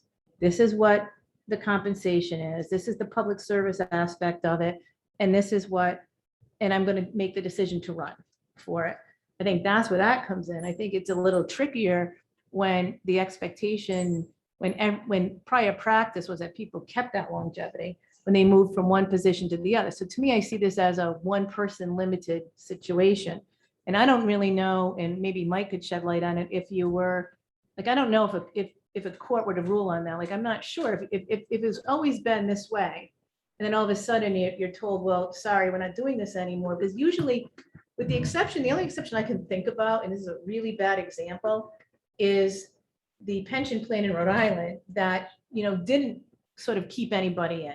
Usually it's to new hires, new people in a position. It's not usually the people who are in that position with this expectation. Mike? So my argument, if we're in a courtroom, would be to look at the town charter and say, the charter says, and I quoted it in my memo, that the council has full authority over this. It would surprise me if a court would get involved with that. Okay. So you're saying that if this council follows the line of thought that Mary just stated, that you don't think that would be an issue. I don't let me tell you why this is different from the prior. If you set a policy now, which is going to be effective at the next election, everyone's on notice. That's a big difference than in the past when the person sitting in the seat had expectations, no changes were made or indicated or hinted at. And so there was that expectation. That will not be the case if the expectation is prospective as opposed to retroactive. So you raise your hand at that point, say, I want to be there, as opposed to I'm here, you change the rules. That's not fair. Okay. May I ask? Ma'am? I'm sorry. Can I just ask a question just to clarify that? Only because in the charter, it states salary on both the compensation of the town administrator and town clerk. I'm just wondering, because nothing says anything about benefits, because benefits have never been included in the charter. That's correct. And one way of actually reading that is that all that those elected positions are entitled to are salary and nothing else. I think, though, a court would read salary in a broader term to include all the things that normally go with a salary, with a position. But Mike, you're talking about they would follow a non-union contract compensation package, correct? Yes, I and by mean, the way, and again, in just my to be- memo, Bristol has the distinction of being one of 8 communities of the 39 in Rhode Island that have an elected clerk. All the others are appointed, so therefore, all those others, they are treated like any town employee and receive whatever non-union employees receive. All of the clerks in the elected position, at least all the ones who responded to us, they too are being basically treated with the same benefits as a non-union employee with regard to medical, et cetera. When we specifically asked about longevity, there was no consent. It all depended on the circumstances. So some did and some didn't. So. So. Julie? So we have had situations in the past where we've gotten rid of longevity for a few employees, and the way that was handled is that longevity became part of their salary. And so that was a way to not have them take a pay cut, but you could get rid of the longevity if that was what you wanted to do. So just food for thought, the council is going to be setting compensation for whoever comes into the position. So That's a one great approach. And it's an absolutely great point. And we've made this point before, is that on a yearly basis, the budget includes that conversation. And dollars are dollars. So I want to be consistent, and I want to be, and I know we all do. So I want whoever's there to have the same opportunities. And I'm talking about moving forward. So at the next term, right? I don't believe we should change anything now. I don't think anybody does. But on a go forward basis, I don't think it should be, you make this unless this, then you make that. I think this is what you make if you so choose to run for the position and you're successful with your election. That's my personal opinion. Tony. Thank you, Mr. Chairman. That's the point, and I know folks are struggling with it, but what we're looking at is not changing anything now. We're looking at 2 years down the road. Well, actually, a year and a half now. I know. I know time is flying, but anyway, looking a year and a half down the road and to whoever it may be. And as Mr. Chairman already pointed out, possibly will be the 2 candidates that currently occupy the office. Is there somebody else? We don't know that, for that matter. I mean, certainly look forward to having both back, but it's certainly, and that's what we have to separate the 2 pieces. Just like anytime we make policy, impacts people. There's changes, it is hard to make, and obviously, as Mr. Chairman pointed out, it is difficult. We're talking about 2 individuals sitting before us. However, we need to separate that and look as policy making for the future. Anyone else? I just had a question. Maybe Julie can clarify this a little bit. What are some of the benefits of having the longevity as part of the salary versus just a longevity thing? I guess the I mean, I don't know that there's a big benefit one way or the other. I think if the council is struggling with longevity, it's an easy way to kind of get rid of that piece of it. If the council is wishing to more align the benefits with the non-union employees or the other town employees, then you would keep the longevity in. So I think I don't see a big benefit one way or the other. Well, I think the one benefit is that, I mean, that is compounded. So every year you're getting that additional amount of money. So if you put it in and you say the salary is 92,000, let's make whatever it is, 85, whatever, then you might get the percentages, but you're not gonna, but your longevity is that additional at these rates that the municipalities seem to have at like 7, 8, 5%. That's a lot Right. of money. I So guess you- in this situation, it's, I think Melissa is at the top step anyway of longevity, right? I'm at 5.5. I'm at the second to last here. Oh, okay. So I mean, I think that's like. So that would that's- take, so it would be less of a benefit then too. Yeah, I mean, I think that, I think that, But again, the council is setting the compensation, so the council can review that every year if they wanted to calculate this out. You know, if Melissa is in the seat again, they could calculate that out for the next 4 years and figure that out if that was the intention, was to just be fair or to be wanting to have it be as if the longevity had stayed in place, but not change a policy so that we have longevity for someone and not somebody else. see, but I don't, see, I would rather say that a grandfathered situation, if that's just still a way to say it, rather than do that, because if you did that and you added that to the salary, now you've upped the salary every year or something like that. So everybody, whoever comes next, will be the beneficiary of that quote longevity. And that's not the point. That's not the point. I think the point is across the board, if you were to lower the rates of longevity and you put like an extra 1,000 or 2,000 to people's salaries and lower the rate, but that's a contractual issue that would have to be negotiated. So I don't think like increasing the salary to offset that is the way to go. I think that is a bigger mistake than anything that we did there personally. But it I- shows favoritism, and that's the problem. no, it doesn't. It shows like somebody No. who's already in the situation. No, what I mean by that is that if you have two candidates running and one has longevity and one doesn't, then if the one that doesn't have the longevity is elected, they get paid less.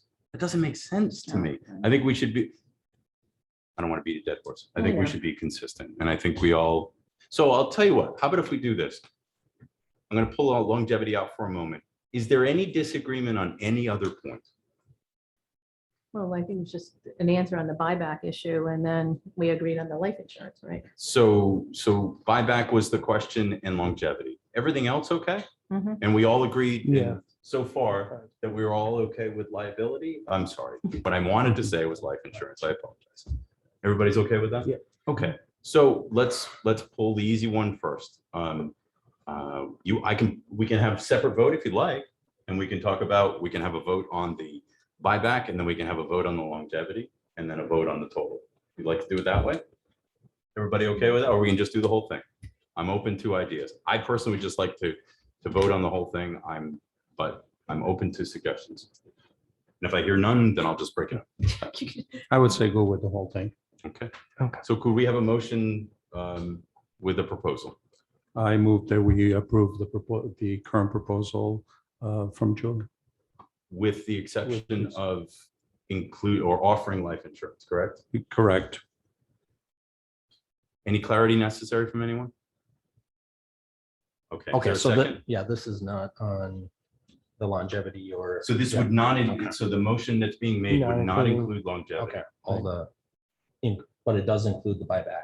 It does not include the Okay, all buyback. right, So no buyback, no longevity, but including life insurance. Everybody clear? Mhm. Is there a second to Tony's motion? And prospectively for, Can I have a second?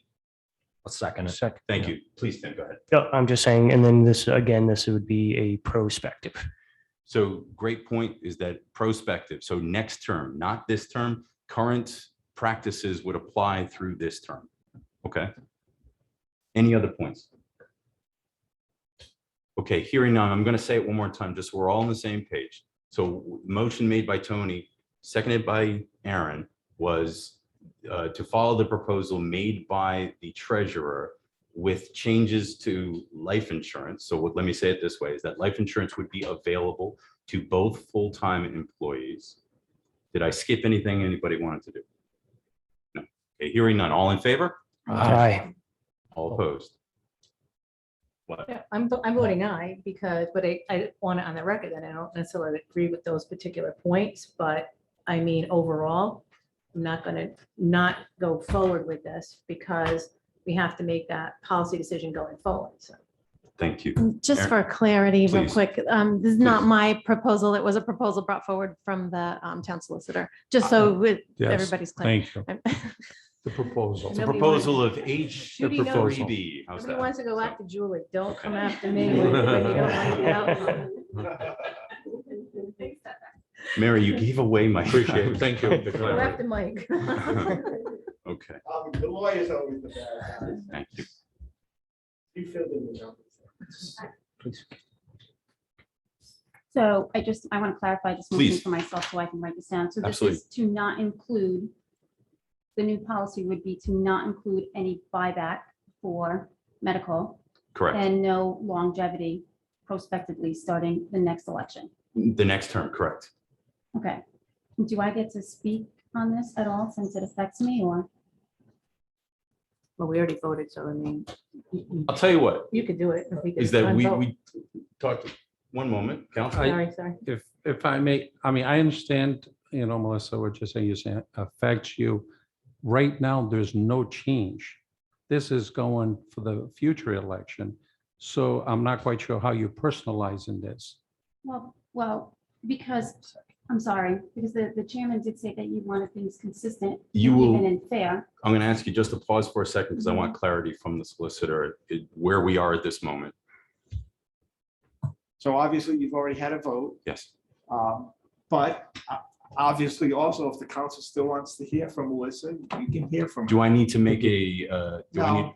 okay, Like a reconsideration in case, or no? I'll tell you what, Melissa, go ahead, please. And I'm sorry, I just. Not at all. Go Because ahead. this does affect me. I did run for this office thinking that I would be treated just like anybody else before me. I didn't think that this was going to change. And you made a good point that you're trying to keep things consistent, even and fair. And to me, consistent, even and fair would be that when I ran for this position, I would be getting what the people before me got. Nothing different. Actually, I asked for less. I opted out of any type of severance or buyback. My initial medical should have been 8%. I opted to pay the 20%. I just want to be treated just like the way the people before me been treated. I'm not asking to be treated differently than anybody else that has ever sat here before me or had any other elected position. I'm just asking that because I took this position, because when I ran for this position, I knew what the compensations were going to be because I did my due diligence. And the previous clerks who sat here received longevity every year and it came in front of the budget and it was never an issue. And now I'm here and now it's an issue. Why would I ever think that that would be an issue? And why would I not think that the council would treat me just as fairly and as consistently as past practice has been? I'm not asking for anything different. I'm asking for actually less than what anybody who sat in this position and did the same level of work and responsibility that I had. And then yet it's even more that's going to be taken away. And I may not win the next race. I don't know. I don't know if anybody will ever run against me, but I made a determination to run. I did my due diligence before I got here. I ran in 2018 and 18 and 20. And even when that came up, I mean, there was a chance for the council to make those changes even going forward. And nobody ever made that change. I ran for election in 2018. It's now 2021, 4 years later when we're making a change. I don't think it's fair. And in all fairness, and I'm sorry to say this, it doesn't affect the town administrator in this unique situation because to take any type of longevity, because he does have a sense of longevity from his pension that he had before. Of course, he wouldn't take another form of payment.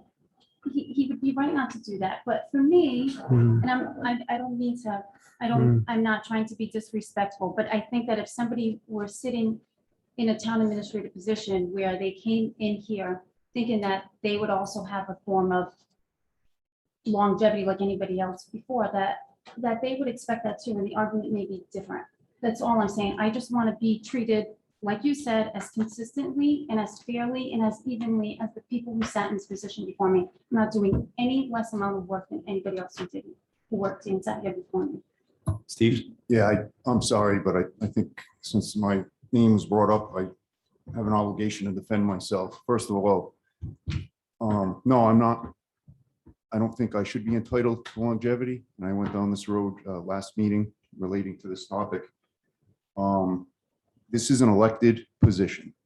And the previous town clerks and town administrators that were getting longevity that I'm aware of earned that longevity time in elected positions, not as a senior clerk, not as a patrol officer, not as a deputy chief. They earned them in the role of elected office. It's not an entitled position. I'm under the understanding, and I did my due diligence, and if there was any question whatsoever, I would have made sure I got it in writing what my benefits were going to be. But I ran for office to serve a 2-year term. I would serve 2 years at a time. That's the way I look at it. I'm not looking for a longevity check, and I would never ask for a longevity check, even if I wasn't getting a longevity check. I'm not here to nickel and dime the public. I'm in a public position to serve. It's an elected position. It's not a union position.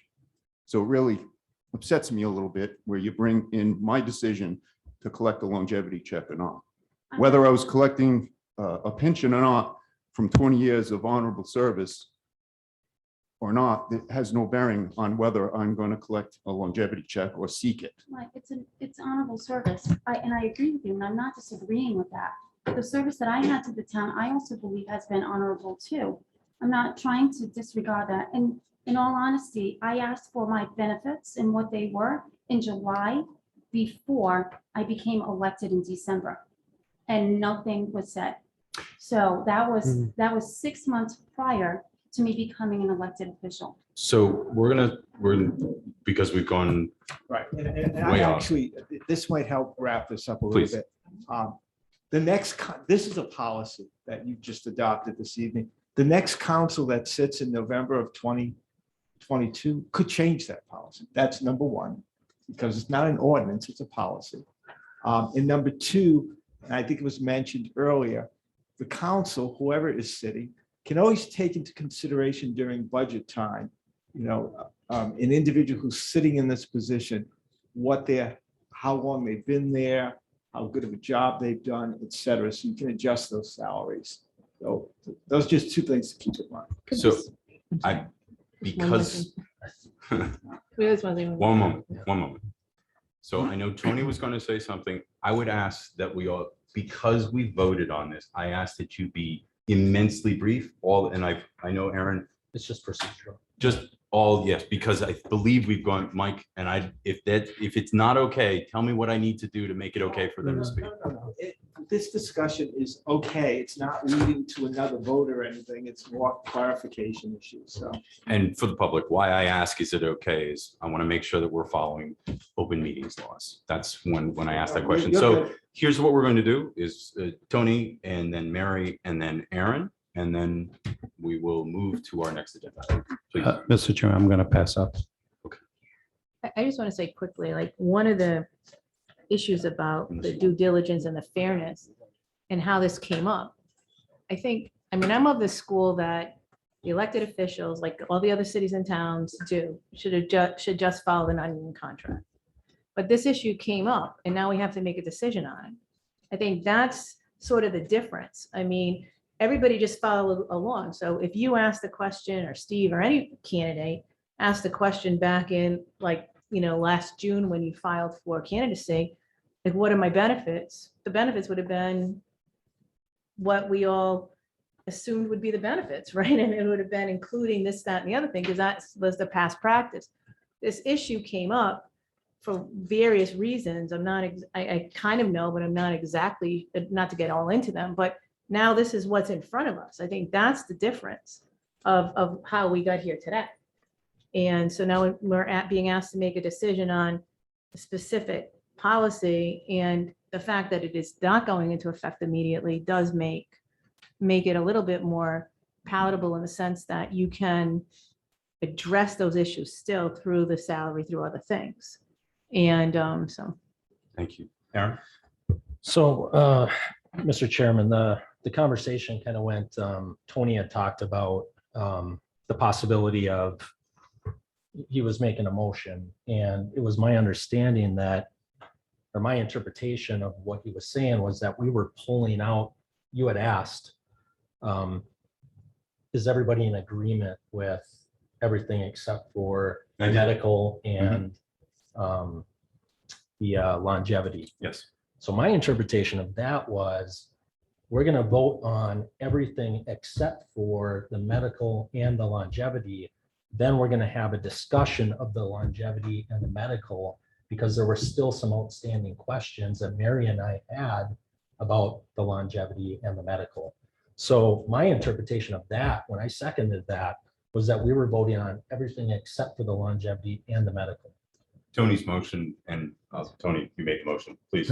I would have to read it back.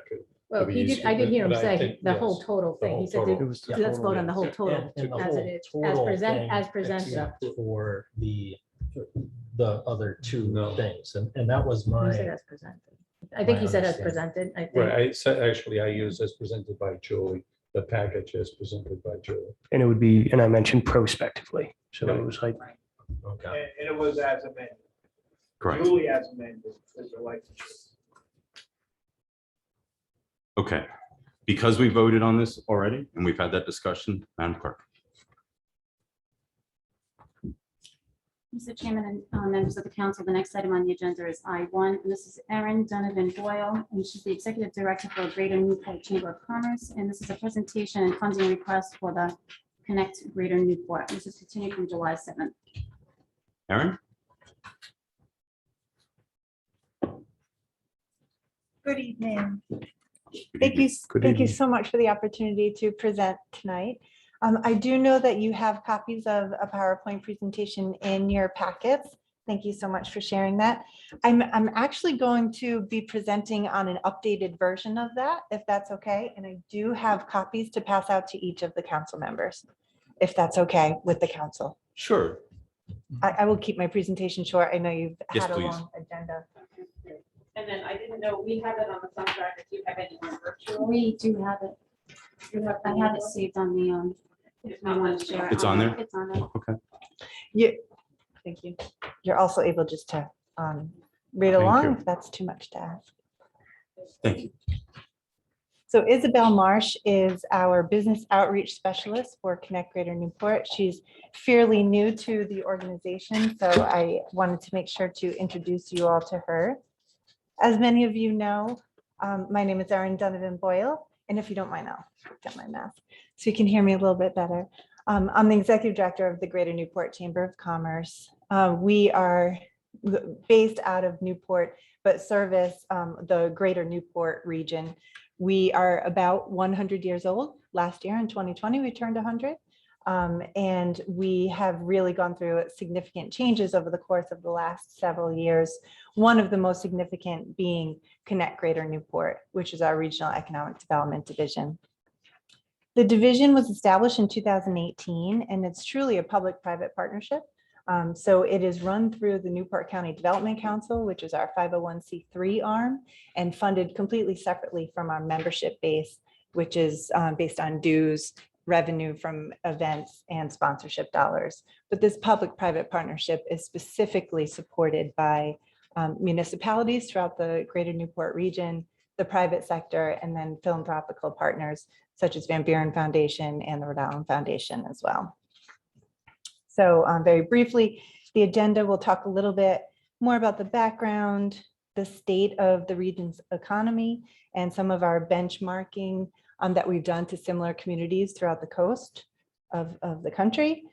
COVID-19 pandemic mitigation efforts that we have undergone, and then some regional economic development initiatives that are underway. So as I mentioned, we were established in 2018, and we have been working with representatives throughout all of the different municipalities. Bristol, of course, has been a part of those conversations and meetings that have been underway as well. Our mission is to support the growth of existing businesses and to serve as a resource to attract new companies and talent to the region. We've implemented a robust business outreach strategy program, so business retention and expansion program, as well as worked on our first draft of a 10-year economic development and resiliency strategy for the region, which we'll talk about a little bit later. In 2019, the largest focus after we got underway was specifically around that BRE program that I referenced. Isabel is now the representative of that specific program and has been working with economic development committees, as well as business leaders and statewide leaders who help to support the economic development components as well. In 2020, as we started the year, we started on that strategic plan process. And then, of course, the world changed with the pandemic. And so we were able to very quickly pivot and respond to create the Restore Greater Newport initiative or task force. And in doing that, we were able to help mitigate some of the losses and some of the adverse impact of the broader economy. And then now in 2021, we have that first draft of that strategic plan. In 2022, we'll be focused on really addressing what those regional issues are, identifying specific projects to help with economic development, and act as a resource to help leverage additional funds into the region to address the issues that are identified. I mentioned it's a public-private partnership. So we, of course, at the Chamber have some representation on the stakeholders and steering committees. In addition, the economic development support organizations, including Commerce Corporation of Rhode Island, as well as all of the local economic development committees within the different municipalities. Educational institutions, both Roger Williams and Salve Regina, are heavily engaged. All of the municipal governments to different degrees, Naval Station Newport, private companies, some of the larger institutions in the region are specifically involved. And then the industry associations representing all of the major sectors throughout our region, including defense, marine trades, manufacturing, real estate, and hospitality and tourism. So very briefly, I'll talk about the state of our region. Connect Greater Newport is contracted with Fourth Economy, which is now an international economic development consultancy firm. We've been working with them since the onset of the organization, and they have really helped us to build up the capacity within the region, but also utilize their best practices and expertise and experiences throughout their history and development in actually creating what the structure and what the entity of Connect Greater Newport looks like, which has been extremely helpful. So throughout that process, they have gone and worked hand in hand with us in helping to develop business surveys, business outreach efforts, really building up what the Office of Business Outreach Specialist looks like, what a BRE, a successful BRE program looks like, and then our business walk that I'll talk about in a second as well. And in doing that, they've been able to help us to identify really what our strategies or our strengths and our weaknesses are within the region, which now is the baseline for what we're proposing to do to help build up the region over the course of the next 10 years. So they identified, assessing our region using the following criteria: our popular tourist destination, main industry sectors like military defense, shipping, marine trades, the fact that we are all a coastal community, similar demographics, and then in the orbit of a larger city. 9 communities were selected to be comparable. And then you'll see on that next page which ones those were. So Bristol, Newport, Cape May, New Jersey, Charleston, South Carolina, Escambia, Florida, Horry County, Myrtle Beach, South Carolina, Rockingham, New Hampshire, Sarasota, Florida, York, Maine, Essex, Mass, and Chatham, Georgia. So obviously representing the East Coast, but primarily the Northeast as well. You can see some similarities, but then also some of the outliers that we've in our region are faced with. So some of the good things, you know, we have the highest percentage of residents with college degrees. Our communities have higher median incomes, but also higher housing costs. Overall population size is greater than Greater Newport in all but one location of those 9 other geographical locations. And one of the most concerning areas that we found was that all regions except Cape May are growing between 8 to 78% in population, but we actually lost 4.3%. Employment growth as a percentage is much higher in those other benchmark communities. Each region has strategic economic development comprehensive plan in place to guide investments, although we don't have that, and we don't have that governance structure either here in Rhode Island, as you all know. More diverse populations in those other areas, and only one other location has a smaller percentage of people living in poverty than in Greater Newport region. So these are obviously some concerns over the course of the next decade and decades to come that we as a region collectively need to address.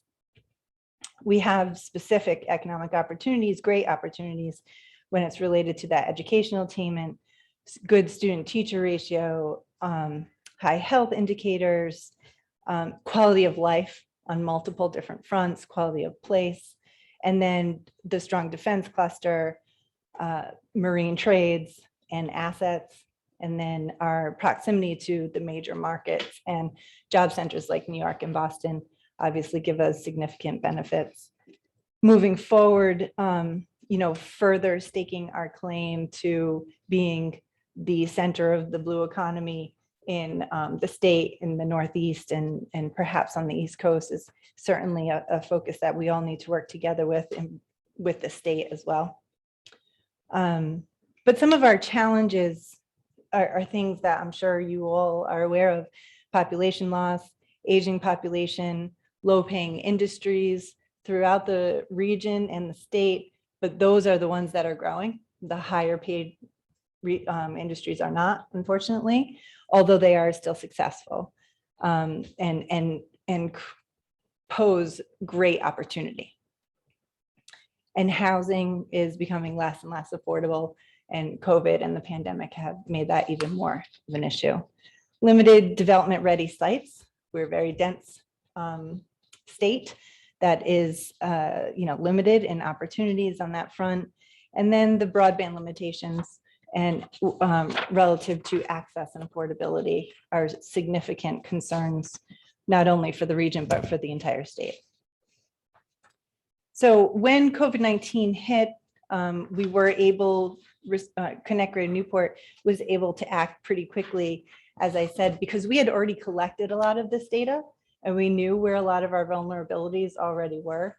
So it was now time for us to pivot and start acting. So like many industries, like many businesses, like many governments, we recognized that things were changing and that we were moving in one direction. And when COVID hit, it was expedited.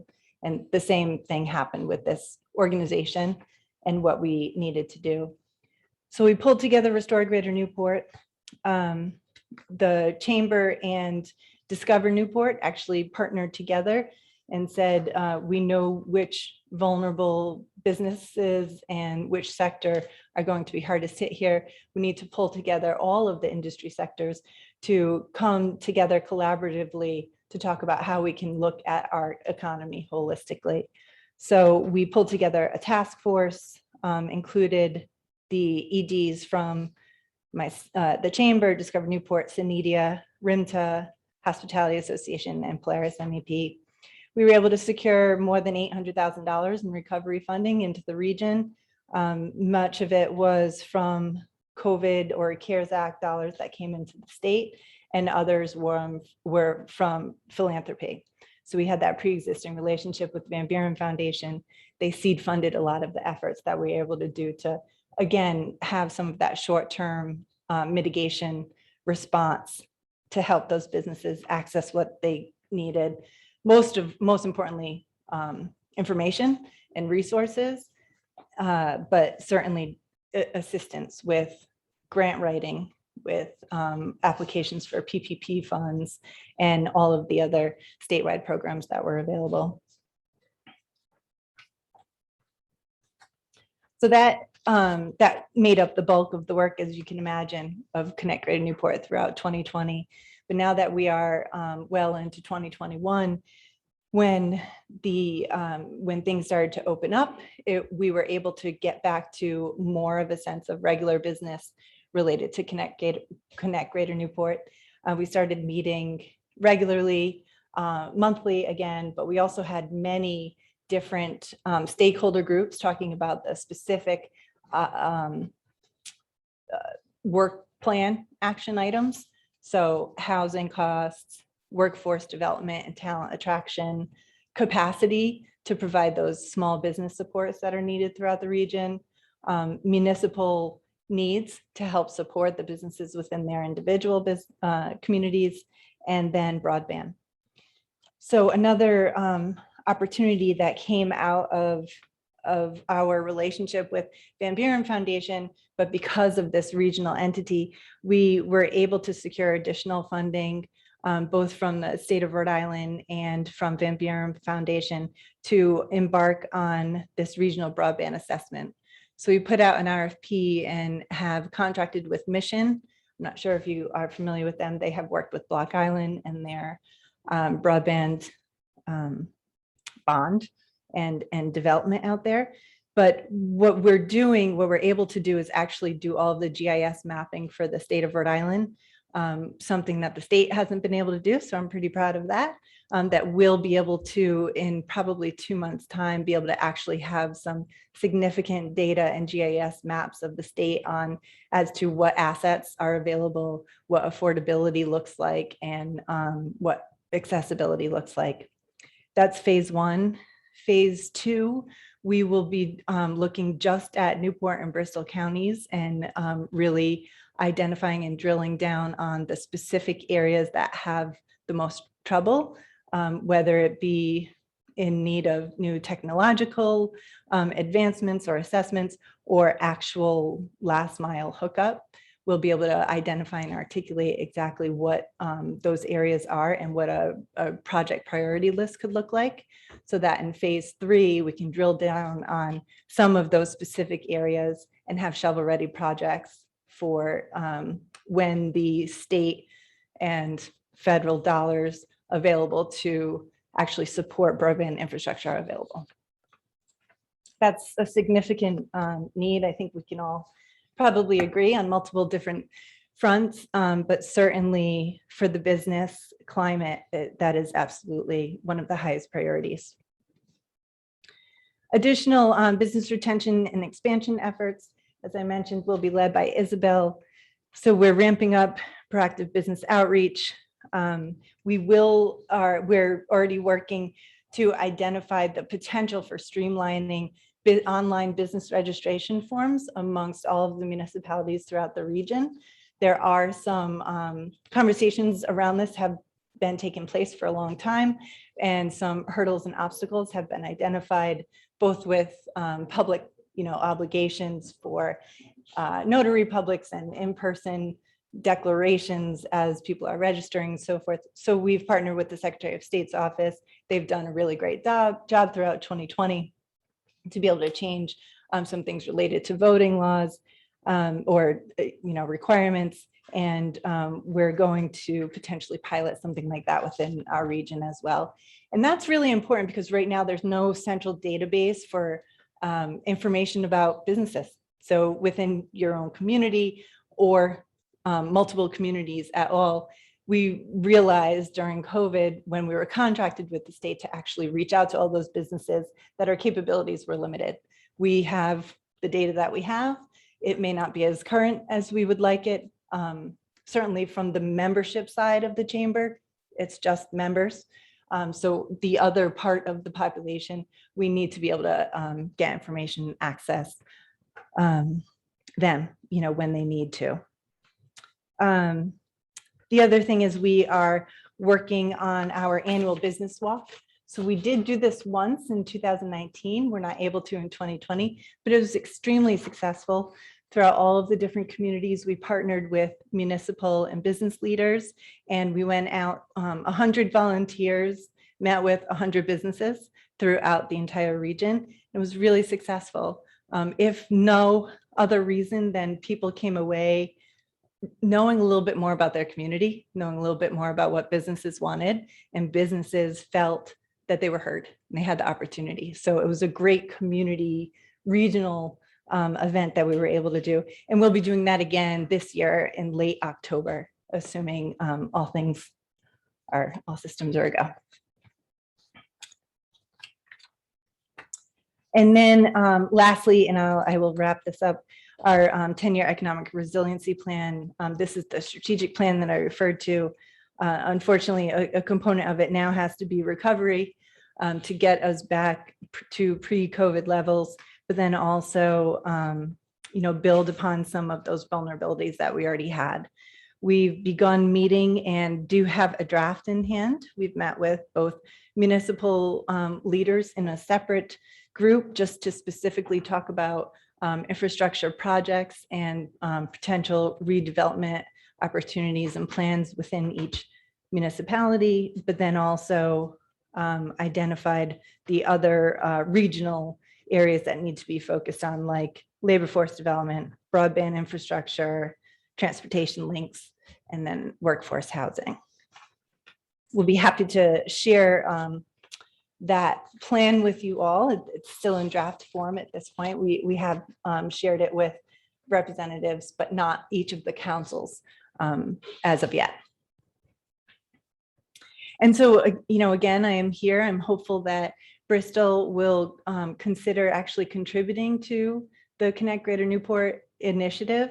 It is only as good as its members and those that are engaged. So we would hope, and certainly Bristol has been involved throughout the process, both from the beginning up through until now. But we would be very appreciative if you would consider that $5,000 contribution request that we have submitted when it is available and when it is feasible within your own budget. Mr. Administrator, remind me, in regards to our budget, when do we put out the application for, when would be appropriate to ask for these funds? Is the February zone sound right? Yeah, January. January, thank you. Thank you. And just for your edification, how does that happen? Because we have this here, and this was a presentation for this evening, but how would the executive The director? Administrator's office has it, so we can just send us an email through the website, and we can send you the application for human resources. Human resources. Human services? Human services. It was one of those two, right? So, Okay, so it's like a grant application. Yeah. Okay, yeah. excellent. I mean, We did obviously submit just the letter request, but not a full application. So we'd be happy to do that in the future. And if not in that, then we would certainly consider it separately, but certainly in that time for next year's budget. Yeah. Certainly. Excellent. Absolutely. Any questions for the executive director? I just have a quick question. On your broadband initiative, have you reached out to the other communities in the area? I know that that's a big part of our recovery funds. I think there's going to be close to $1 million going into broadband. And so I was curious, are the towns doing that as well? Or? Yeah, no, I appreciate that question. So yes, we have been in contact with the different municipalities about this initiative. We are funded for the data collection, the GIS mapping, the feasibility, cost analysis, and project priority list. And then we turn that information over to you all, and you make those decisions as to what and how you'll be able to, support the needs within your own community. So we will not be getting the federal dollars. Obviously, you know that each municipality has your municipal dollars and allocations in that front. We are on the same track, though, working with Commerce Corporation and Department of Business Regulation, and they are looking to help streamline the process from a statewide perspective so that all of these efforts can be coordinated. So are you encouraging them, other communities in this region, to use some of that money for this purpose? I don't think that you'll need it for the feasibility side of things. It's once we wrap up this project and present it to you where you'll be able to identify. But yes, we have communicated with the different communities that we are undergoing this process. Thank you. Right. And I just wanted to mention that Go ahead, sir. I just wanted to mention, you spoke about bringing talent in to the state as well, which I think is really important, especially with a lot of people being remote now.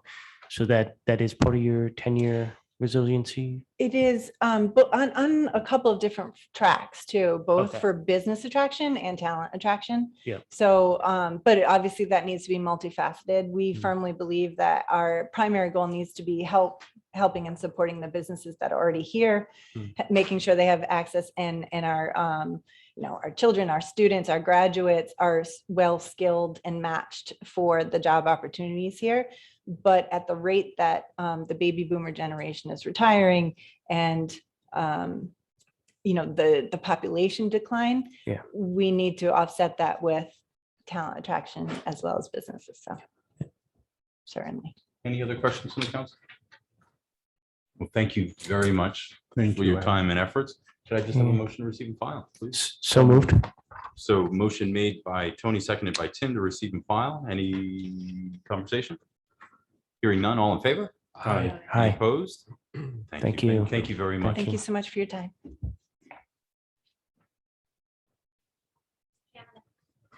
Mr. Chairman, members of the council, the next item on the agenda is I2, and this is Town Administrator Consente in regard to the New England Association of Chief of Police, and this is a Community Policing Award for 2020. Mr. Administrator. Some good news relative to our police department. They were awarded a designation, second place in the Community Policing Award through the New England Police Chiefs Association. So second place out of all the cities and towns in New England, town of Bristol. So we're proud of that. Let's take a moment and give it a round.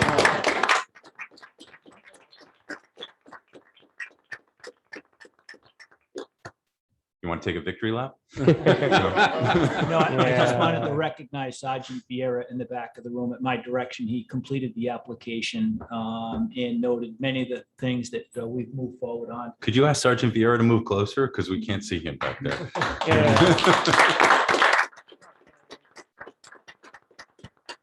As you know, a couple of the staples in the application were programs spearheaded by the sergeant. One, during the pandemic last year, we were able to provide Halloween for the children in Bristol. It made it onto the news with Trunk or Treat, and we had animals from Mount Hope Farm and a DJ, and it was all with the inner workings of Sergeant Vieira in concert with a first ever toy drive that the police department put on, which was a huge success for the children in Bristol. And, those programs were a couple of the many recent achievements that we've had, from Brody to a safe station for locations for people to go to in trouble. We've taken the forefront in all of the tragedies that's going on in policing. And I can tell you that with almost 2 years on the job, I'm extremely proud of the work that the men and women of the Bristol Police Department, the support that they get from the administrator, the elected officials. This is something special and different. And every day I can't wait to get to work in the morning. And that just says a lot about this community and the people that work here and the residents. And together, I think we're making a huge difference in the community and the quality of life of the people that reside here. So thank you to the officers and to all you folks for giving me the support to make a difference. Thank you. Thank you very much. Congratulations. I just want to add a couple more words. And, the chief mentioned events, but who needs to be recognized are those officers, and it's all of them that chip in and they're not recognized. And they don't expect to be. but I know firsthand that many of them have cleaned apartments. They provide food to people in town, and they don't look for any recognition. What they're being recognized here for programs and so forth, but we have a real success story here when you have officers paying attention on their beats and actually caring for the people on their beats. So I'm extremely proud of the department, and this is just a way to kind of express that. So thank you. Excellent. Thank you.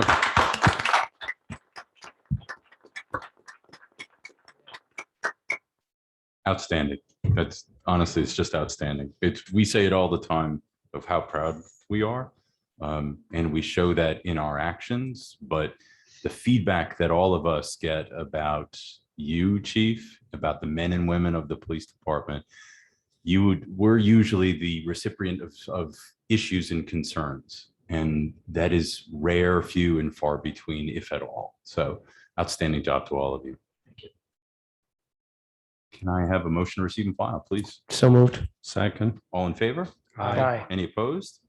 Thank you. Mr. Chairman and members of the council, the next item on the agenda is I3, and this is Town Administrator Contente in regard to the Bristol Warren Regional School District student beach fees. Mr. Administrator. Thank you. So this is a notice that something that we did this summer relative to COVID and the emergency order, which is soon to expire August 18th. And my hope is that the council will perhaps consider extending this. And this is this permits Bristol Warren Regional students to qualify for the resident beach fees. We found that there were children going to the beach with parents and guardians this summer, and they were from Warren. They had friends here in Bristol. They go to our schools, and the beach fees started to mount up. So this was a way for us to connect the kids that go to school together. And my hope is maybe Warren may reciprocate. But so anyway, I was hoping that maybe you'd consider amending our schedule of fees to allow residential rates for parents of the Bristol Warren Regional School students. So there would be Warren students that could also get the $5 daily beach fee or $10 on the weekend, which is what we pay here. What would be the ideal time to extend this through the end of August? Well, you've extended it through the season, if my memory is correct, and we would need to then, and Mr. Solicitor, please help me here, but we would need to change the ordinance, right? We could refer this to you and make this permanent on an ongoing basis if the council wanted to, or just through the season. I believe, I heard the request, and correct me if I'm wrong, is make this a permanent change and available, and with the hope, of course, that our neighboring community in Warren would offer the same to our, do you see what I did there? That the same to our Bristol students, right? So both communities would share one of their greatest assets, the students and the beaches. So yes. So I think it's I great. appreciate you being very generous in saying, let's make this permanent. Spent a lot of money. However, yes, but I would say let's take this season, then see how this all plays out. And to your point, will the neighboring community pitch in, then we can sort of reassess our position. But I would say let's extend it through whatever it is this year, When do we stop charging? Approximately, is it Late Labor Day? Labor Day? So maybe we just extend it by, I don't have any That's fine. opposition to that at all. I would say right through September 15th. I'm just I picking. took that as a motion. Yes. Is there a second for discussion? Second. Okay, I think discussion? Mary. No discussion?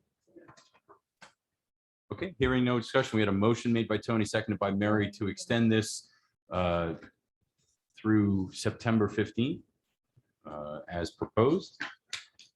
Hearing no other go ahead, sir. I was hoping it was going to be permanent. I I don't know know. if I got that. Oh, you did, and did. I tried, Okay. but it doesn't seem to go right now. You're So the I'm- honorable counsel. I tried. I'm not opposed, but I think we should give it a shot. Let's see how folks step up, but I'm more than glad to support that. for clarity purposes, future. when do we start charging? Memorial Day. So help me with, is that May? Is that when we start charging? Yeah. Okay, so maybe, Madam Clerk, we could add this as a discussion point in February, our February meeting, bring it back up at that point in time, and that'll give more than enough time for a first and second reading if this council so chooses to make adjustments.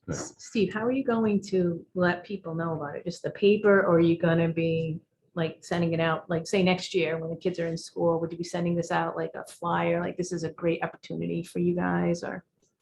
Yeah, I think even the sign there, Bristol Warren Regional, so we have seniors are free, Bristol seniors are free, Bristol veterans are free. And then under the residents, I mean, it just says BW, Bristol Warren Regional School rate, which is the same as the residential rate. Good, thank you. Yeah. Well, Mr. Chairman, I just have a question because I never leave Bristol. I always just stay here because this is where we want to be. But where do they charge in Warren for the beaches? I think the Warren Beach. You could just go to the Warren Beach. You can't? Okay. It's by that Burrs Hill Park, right? Yeah, there's I think they have a little stand like Okay. near that parking lot. Okay. But potentially with a school or student ID, there may be a discount in the future. Exactly. That'd be great. So, That'd be see what I great. did there? Yeah.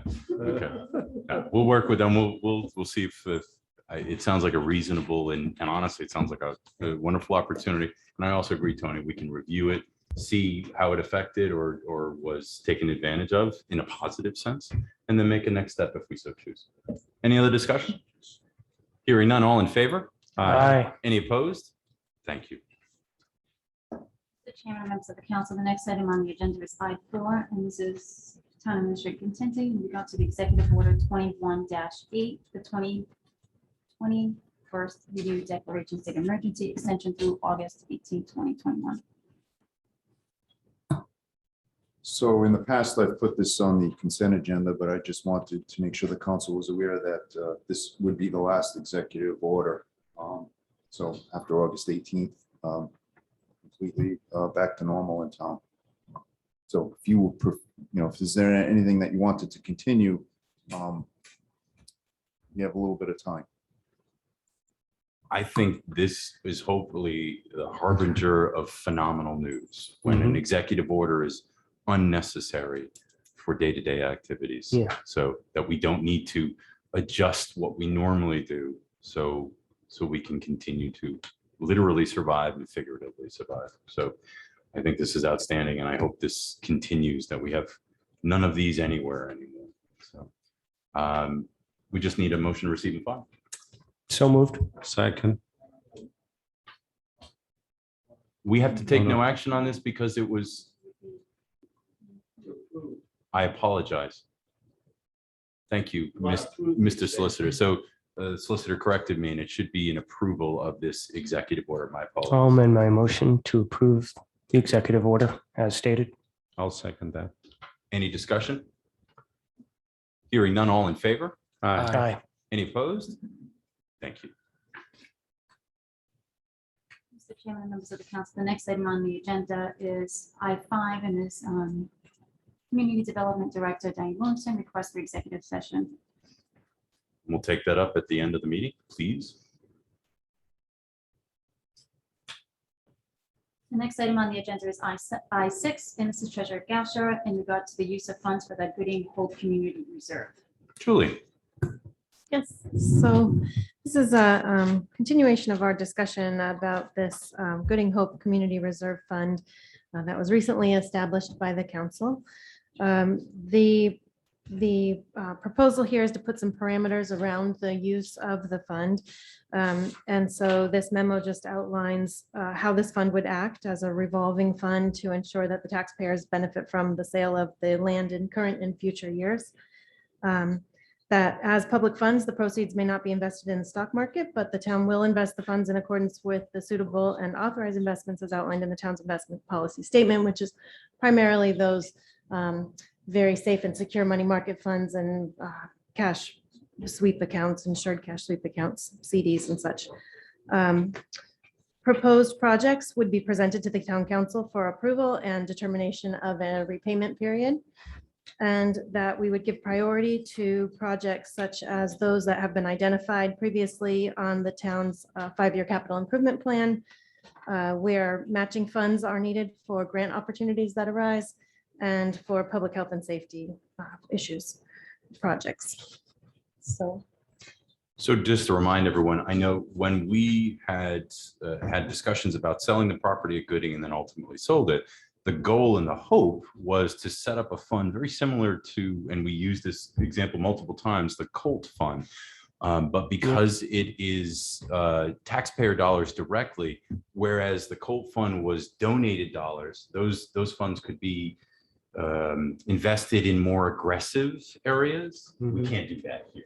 So the hope was, and the goal was, and the reoccurring statement from this council was, we don't want the money to just go into the general fund. We wanted it segregated and in a restricted fund, and we could talk about how it was used. And the proposal in front of us is a repayment structure on a case-by-case basis. For example, 3 to 5 years. If it's a large dollar figure, then it's going to be a longer term. The hope, and well, actually not the hope.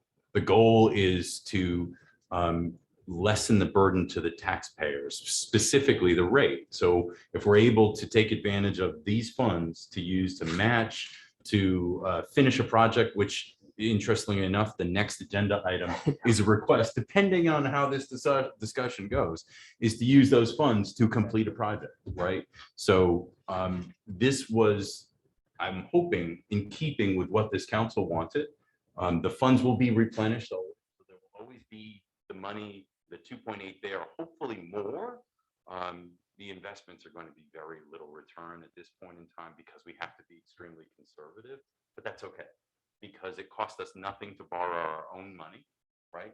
And we have that capability when matching funds, and we've all experienced that $800,000 million grant with $200,000 matching. For us to be able to do that at a moment's notice and have a shovel-ready program. I also, and I think we all like that, the 5-year capital improvement plan being kind of that critical piece, or one of the critical pieces. So this isn't just the thing that came in front of us, the project du jour. It's something that we've all committed to and said this is appropriate, and when opportunities present itself, we have the funds.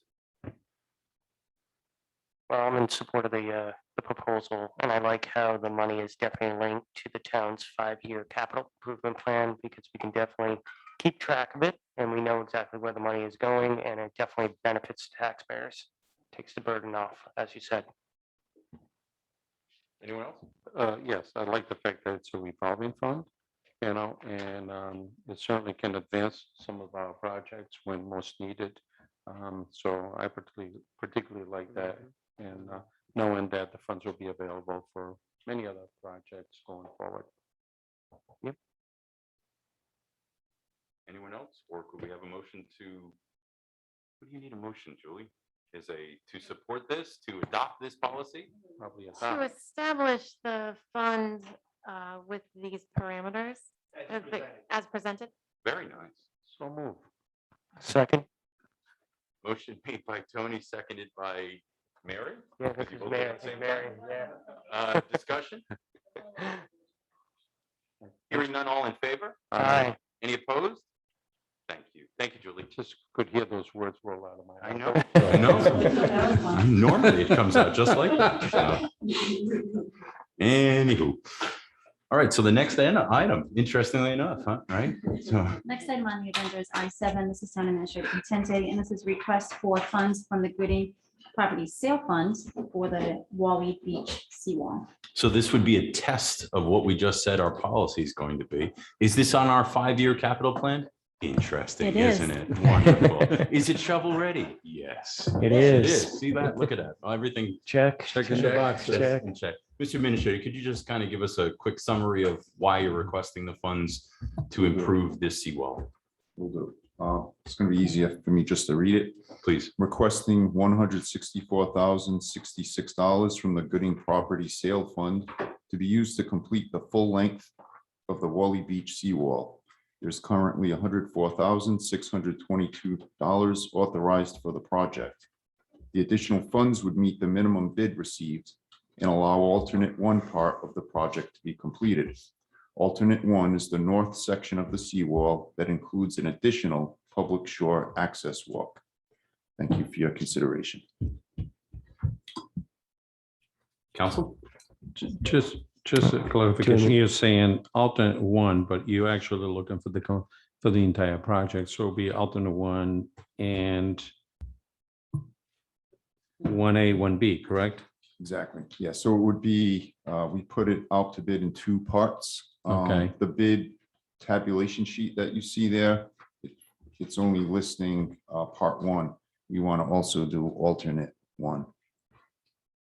Got it. Remind us what alternate 1 is, please. Alternate 1 was the northernmost section of the seawall, and it also includes a separate, an additional access point. So And there's a map there. Yep. I don't know if you zoom in, you'll see the furthest down, which furthest to the south is the existing access point. Okay. There's a couple of stairs there at Wally Beach at Halsey Park.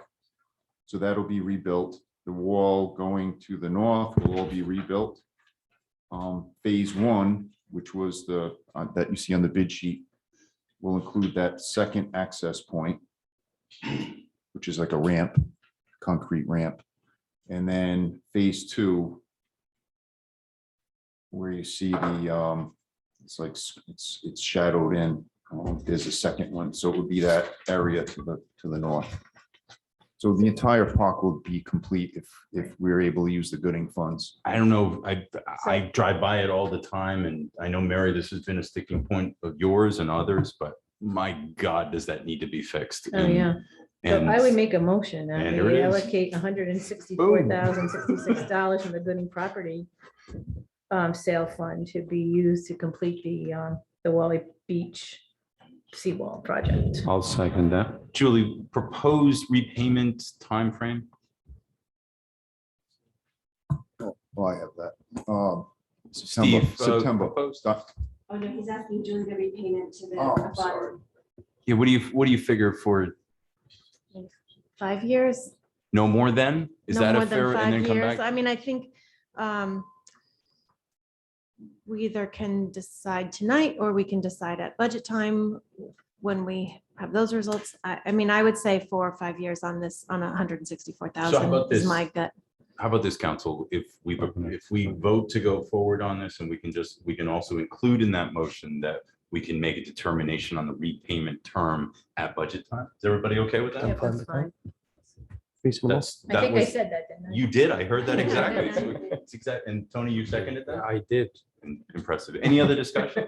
Go ahead. I was just wondering, can you remind me where the 160,000 was authorized? Was that a bond that we, or the 100? Part of our capital project.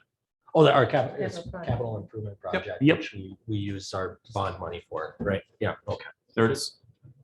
So Chairman, just Yes, sir. for an update, so we had borrowed 300,000. Last year, we did Independence Park, we made the repairs there to the seawall. This is the remaining money, it's $104,000 left, so we're short on the bid amounts that came in, and then alternate 1. So, Alternate 1. the contractor is ready to go. Diane, this is one of Diane Williamson's projects, and so he said, if we can get this funded, they can start construction this fall in September. Although we do a lot of work and we do a lot of improvements, I would ask that this council know when this is completed, so we can go down there and maybe as a group and view its completion. So One last piece of information, we did try to see if it would qualify under the American Relief Plan, and it didn't meet the criteria. We did try to get grant funding. we appreciate you continuing to ask Thank that you. question. So any other discussion? Hearing none, all in favor? Aye. Any opposed? Thank you. Mr. Chairman and members of the council, the next item on the agenda is J1, and this is for the RFP 960, and this is for the property of sale for 10 Naomi Street. We received 3 bids today. The first bid was from Deidre Hammond in the amount of $320,000. The second bid was from Iwa Wolanska in the amount of $351,900. And the third bid was from Eric Cabral in the amount of $330,000. Well, this is great news. What was the minimum bid requirement? 318. 318. Yeah. Outstanding. So we just need a motion. So I move that, a motion that we refer this to the administrator to act in the best interest of the community. Second. Motion made by Mary, seconded by Tony to refer to the administrator. Any other discussion? Could I, just so I can put on the record, this is a little unusual situation in terms, because these bids came in with some conditions. And the administrator, of course, will look at what those conditions are to decide what would be in the best interest of the town. So it's important to note that. It isn't necessarily the highest bid. Is that what you're saying? Right, because some conditions may not be worth the extra money. Gotcha. I thought it said as is, so they just wrote their conditions No, anyway. No, there was at least one bid with conditions. Well, I'm disappointed that none of these bids are from anybody local, to be honest with you. Any other discussion? Sorry to, I think it's important to know that the appraisal amount was 318, so we're pleased that they did come in higher than the appraisal Yeah. amount. I thought, although Mary is disappointed, I know That's that good. she's very excited I'm very happy to have the new money, people but coming it's- into town yeah. too, right?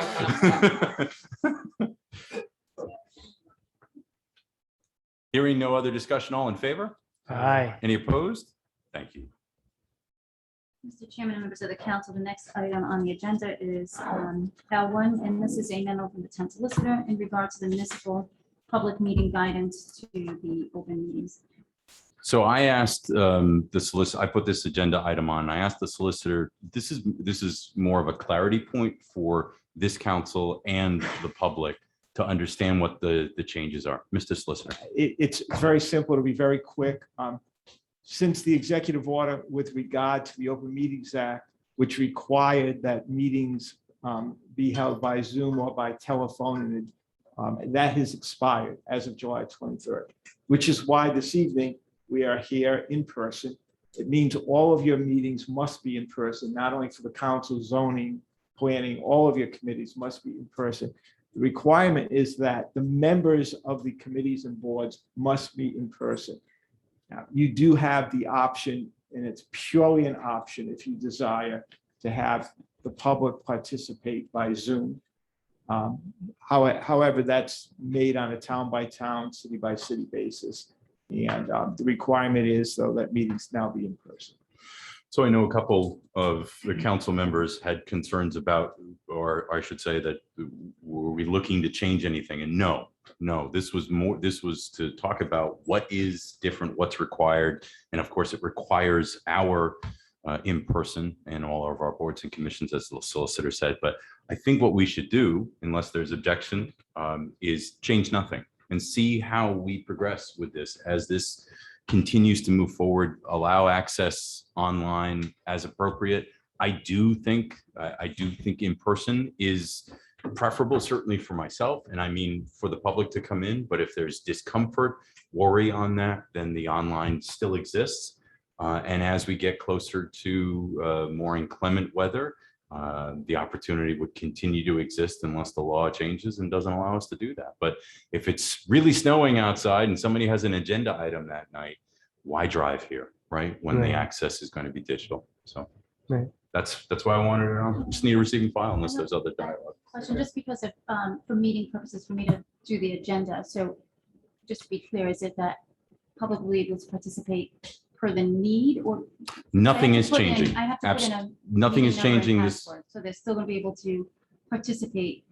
Go ahead, via Mike. Zoom? No, you should no longer put that information in. You can watch it.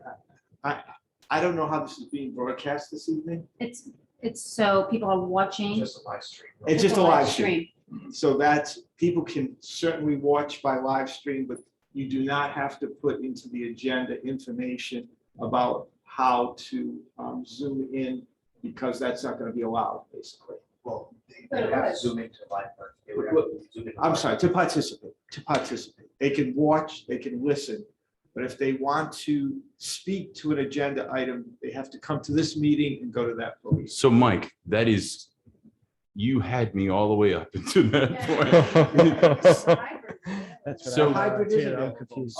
If you So let's decide say you it- want to make it available. So you're saying that right now, if we take no action, this is not how I understood, but I'm glad that we're talking about it. If we take no action this evening, that means that the public is required, if they would like to speak at a meeting, they must come here. That to is do so. correct. If, and thank you, Melissa, for bringing this up.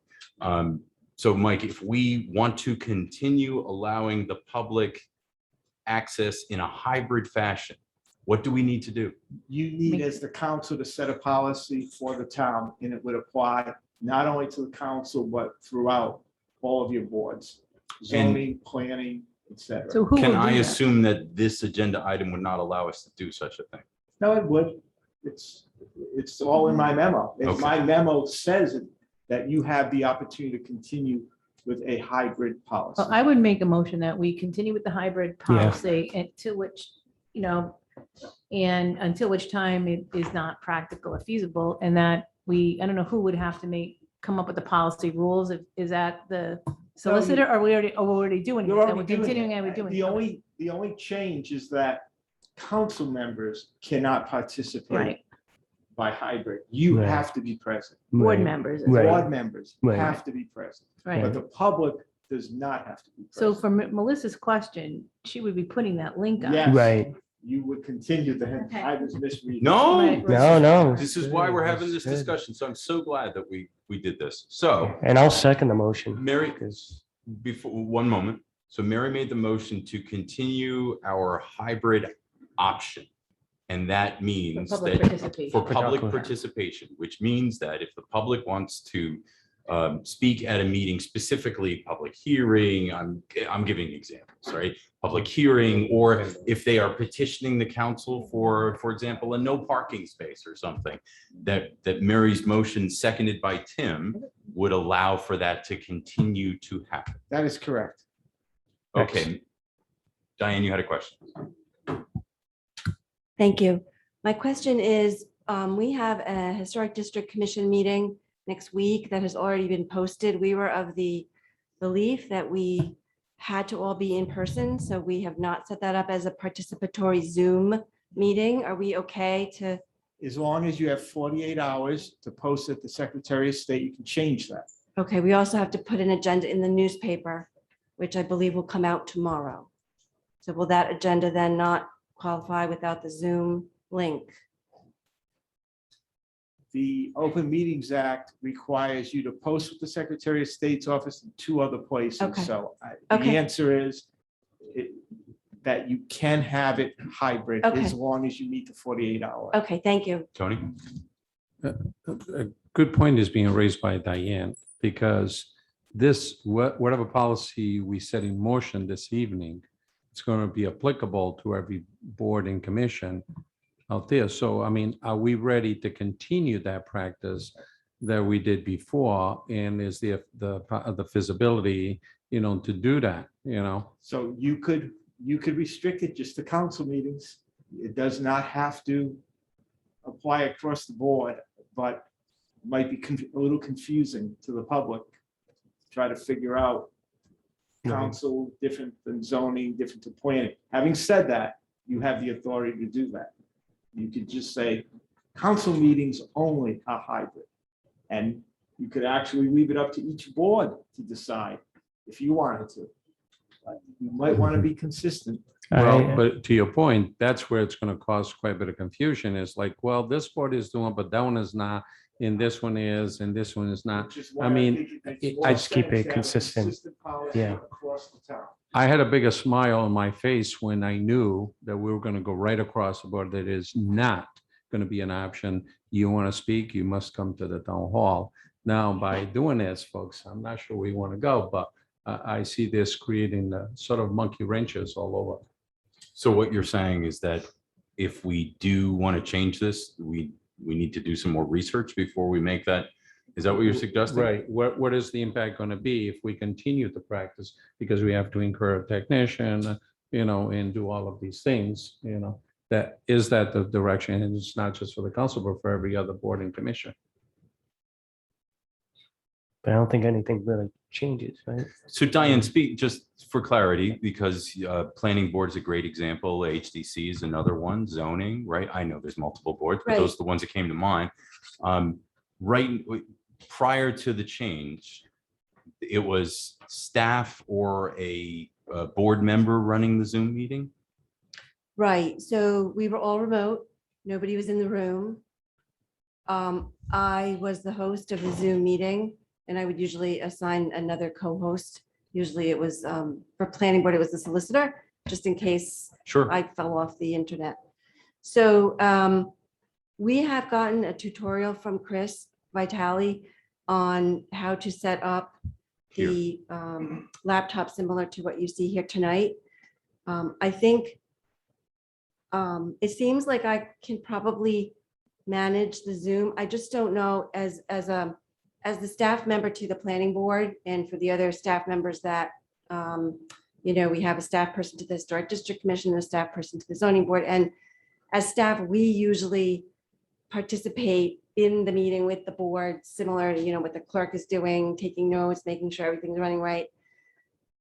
I haven't yet done a hybrid Zoom meeting where I'm actually acting as the staff to the planning board and running the Zoom laptop and so forth. So we did get a tutorial from Chris Vitale. He did, you know, show us how to do it. I just haven't tried it yet. So I just don't know how, what my ability is to kind of do both during a meeting. I mean, I'm open to it if that's the way you want to go. I think the other unique thing is if the planning board members all have to be present, Yeah, they do. then if it's a snow day or a rainy day or a, you know, they don't get to stay home, we don't get to stay home. Not that I would, you know, expect that, but I guess in that situation, then we would postpone the meeting, maybe, you know, Yeah, So yeah. So I'm just trying to think of the different scenarios where, you know, we could, that's. So not a problem. so the concern expressed by Tony, if we were to continue this action to the next, make no change, just stay with me on this. If we continue this to our next meeting, would that be enough time for, to get feedback from all boards and commissions that would be subject to this, right? To get it, to know if what is necessary to actually continue hybrid. You see where I'm going with this? So the planning board and zoning boards do not meet in August. They're meeting next at the beginning of September. Planning board is second Thursday, zoning board is first Monday. HDC, Historic District Commission, will meet next week. I think those are the only three boards that would really be affected, where you've got the public who would want to participate and would want to do it Zoom. And I think it would be, what I'd probably like to say for planning and zoning is if we had some people who stayed home and Zoomed in and to see how it would work. I mean, if everybody comes here, then it's fine. It's just showing the live streaming more or less. But if we're going to be having to, And I just don't know. We don't need you know, to, obviously, we don't need to figure out what because there sounds like there may be some concerns. I guess what I would say is that I don't want to put a policy in place. I don't think any of us do. Right. Put a policy in place that we turn out to be, we're Not successful at. not right. successful at it. And then the opposite happens of an open meeting, right? Right. Mike, I just want to give you a little more context. please. Where councils that I'm involved with, where they've made the decision to go hybrid, they're putting aside resources to have an IT person at all these meetings to run the Zoom. It's very different to have to run a meeting both in person and in Zoom as opposed to all Zoom. So like we have someone here this evening, councils that have gone in this direction have done it knowing that they need a budget for an IT person to come to all these meetings to run things, because you know inevitably things break down or don't run well. And if that happens during a meeting, the meeting itself has to stop. You can't say, well, everyone's here. Because you've committed to the hybrid. Exactly. So Got it. that's why I was a little confused. That's a in the lot of beginning. differences. So So you Yeah. can't say if anybody wants to That's too bad. provide testimony via Zoom to let us know in advance so that we know we can set it up that way? No, keeping track of that, Mary, would be, Well, I it mean, either has to be one way or the other. well, places do it for like hearing impaired and up. We have to either advertise it as a hybrid meeting or an in-person meeting. So it would seem to me that there is a lot of questions that we don't know what the answers are at the moment. Thank you all for bringing up these concerns. This is wonderful that we're talking about it right now. So may I suggest that we, How about we change the motion to Yes. something along the lines of, here it comes. that we further investigate keeping the hybrid model. I love it. And make this, check out the feasibility of the cost, et cetera, and what the other boards and commissions want to do. Want to If do. We should limit it and to maybe come back at like a September meeting with this information. That sounds outstanding, Mary. Is there a second to I'll that? second the motion. Again, thank you all, because this was, I'm so glad. Melissa, Think thank you for I- bringing it up. Tony, thank you for bringing it up. This is, Continue as it is. we are not Only. in person only. Okay. And we will have more discussion about this. And the motion from Mary was in our first September meeting. Does that sound? Is that what your motion? Yeah, I mean, I don't know when our meetings are in September, so All right, we'll say our first meeting in September. How's that? if that looks like enough time to figure it out. I mean, Tony? I'm thinking maybe middle September. And I can appreciate it's been. It's September 8th and the 29th. Those are the 2 dates. Oh, in okay, September. so the 8th, okay. I would suggest the 29th. The planning board and zoning board may not, well, the planning board would not have, they meet the 9th. Zoning board would have met just Okay. prior. We Are can you put okay with the something on their 29th? agenda. Yeah, I'm fine with to that. discuss. Okay, Is there a second for the 29th? second. Beautiful discussion.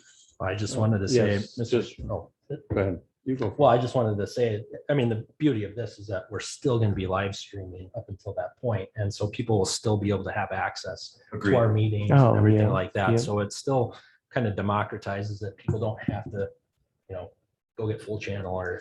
Our anything like that. meetings. Thank you. Our meetings, Thank not you. everybody's Thank you. meetings, Yeah. our meetings. Yes, yes. Yes. That was precisely what I was going to say. I can appreciate that we want transparency, we want accessibility, but at what cost and Yeah. confusion. So we got to be very cautious with that. If we're going to do it, we're going to do it well. I just want to say though, that when we say transparency and, live streaming it, not everybody is able to live stream. Not everybody has, computer access. Some of our older members of our community may not know how to do that, may not have Wi-Fi. So, I mean, I know a number of people have said to me, God, I really miss your meetings, like being live on cable. So Right. got to keep that in mind. We were pulling like 500 on Wednesday nights. Just kidding. Any other discussion? Hearing none, all in favor? Aye. Any opposed? Thank you. Thank you again to everyone, all that input. That was really important. Definitely things I didn't think about. Council, now we will pull the consent item agenda CC2. Yes.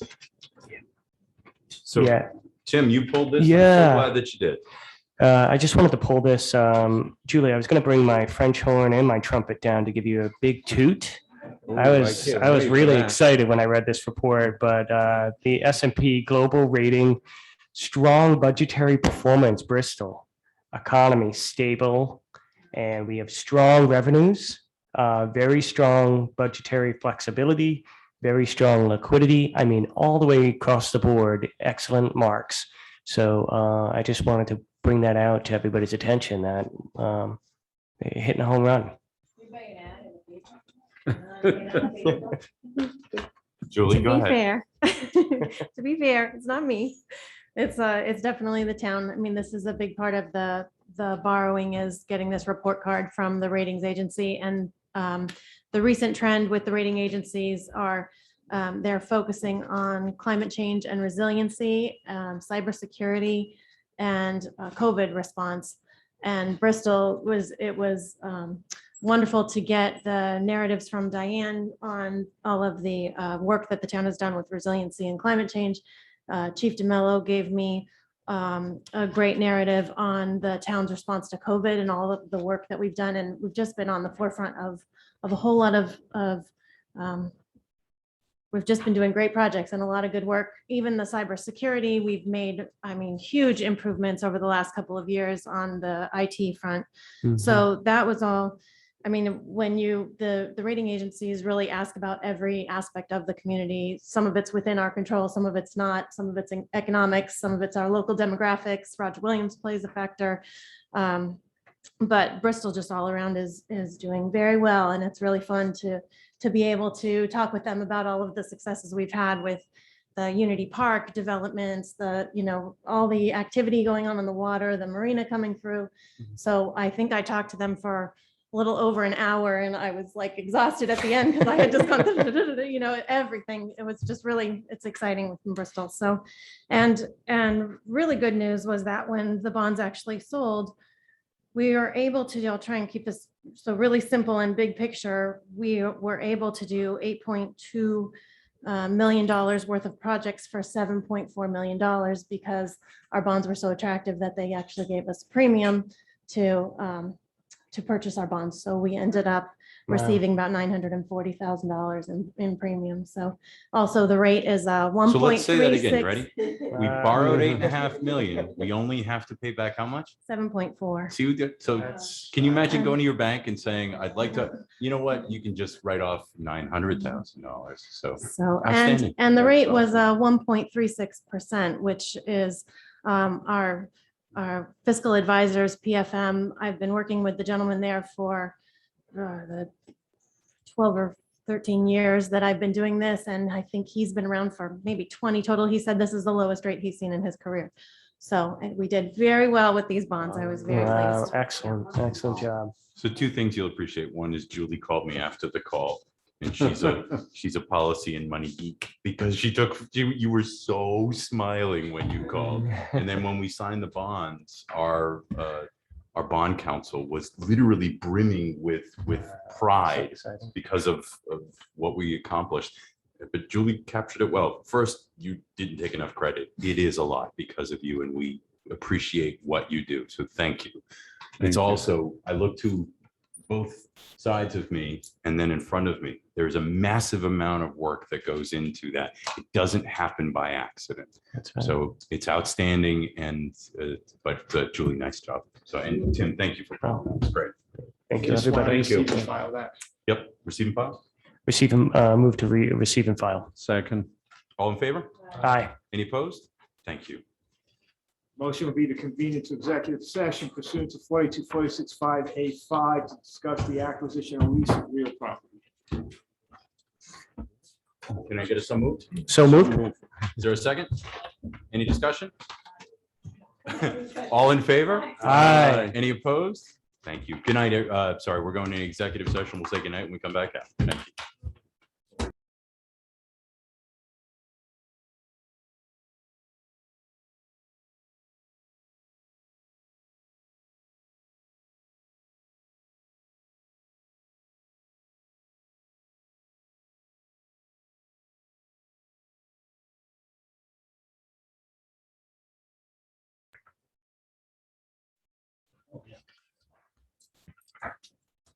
Yeah, go for it. Words.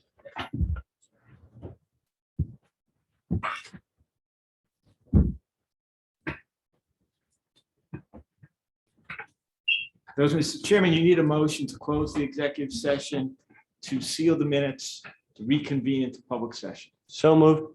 Second. Motion made by Tim, seconded by Tony. Any discussion? Hearing none, all in favor? Aye. Any opposed? Thank you. The minutes will reflect the fact that a motion and a vote was taken in executive session. And now a motion to adjourn. Motion to adjourn. Motion made Second. by. I had made one, but I didn't have my mic on. Okay, so motion made by Tim, seconded by Aaron to adjourn. All in favor? Aye. Any opposed? Thanks, everyone. Good night. Have a good night.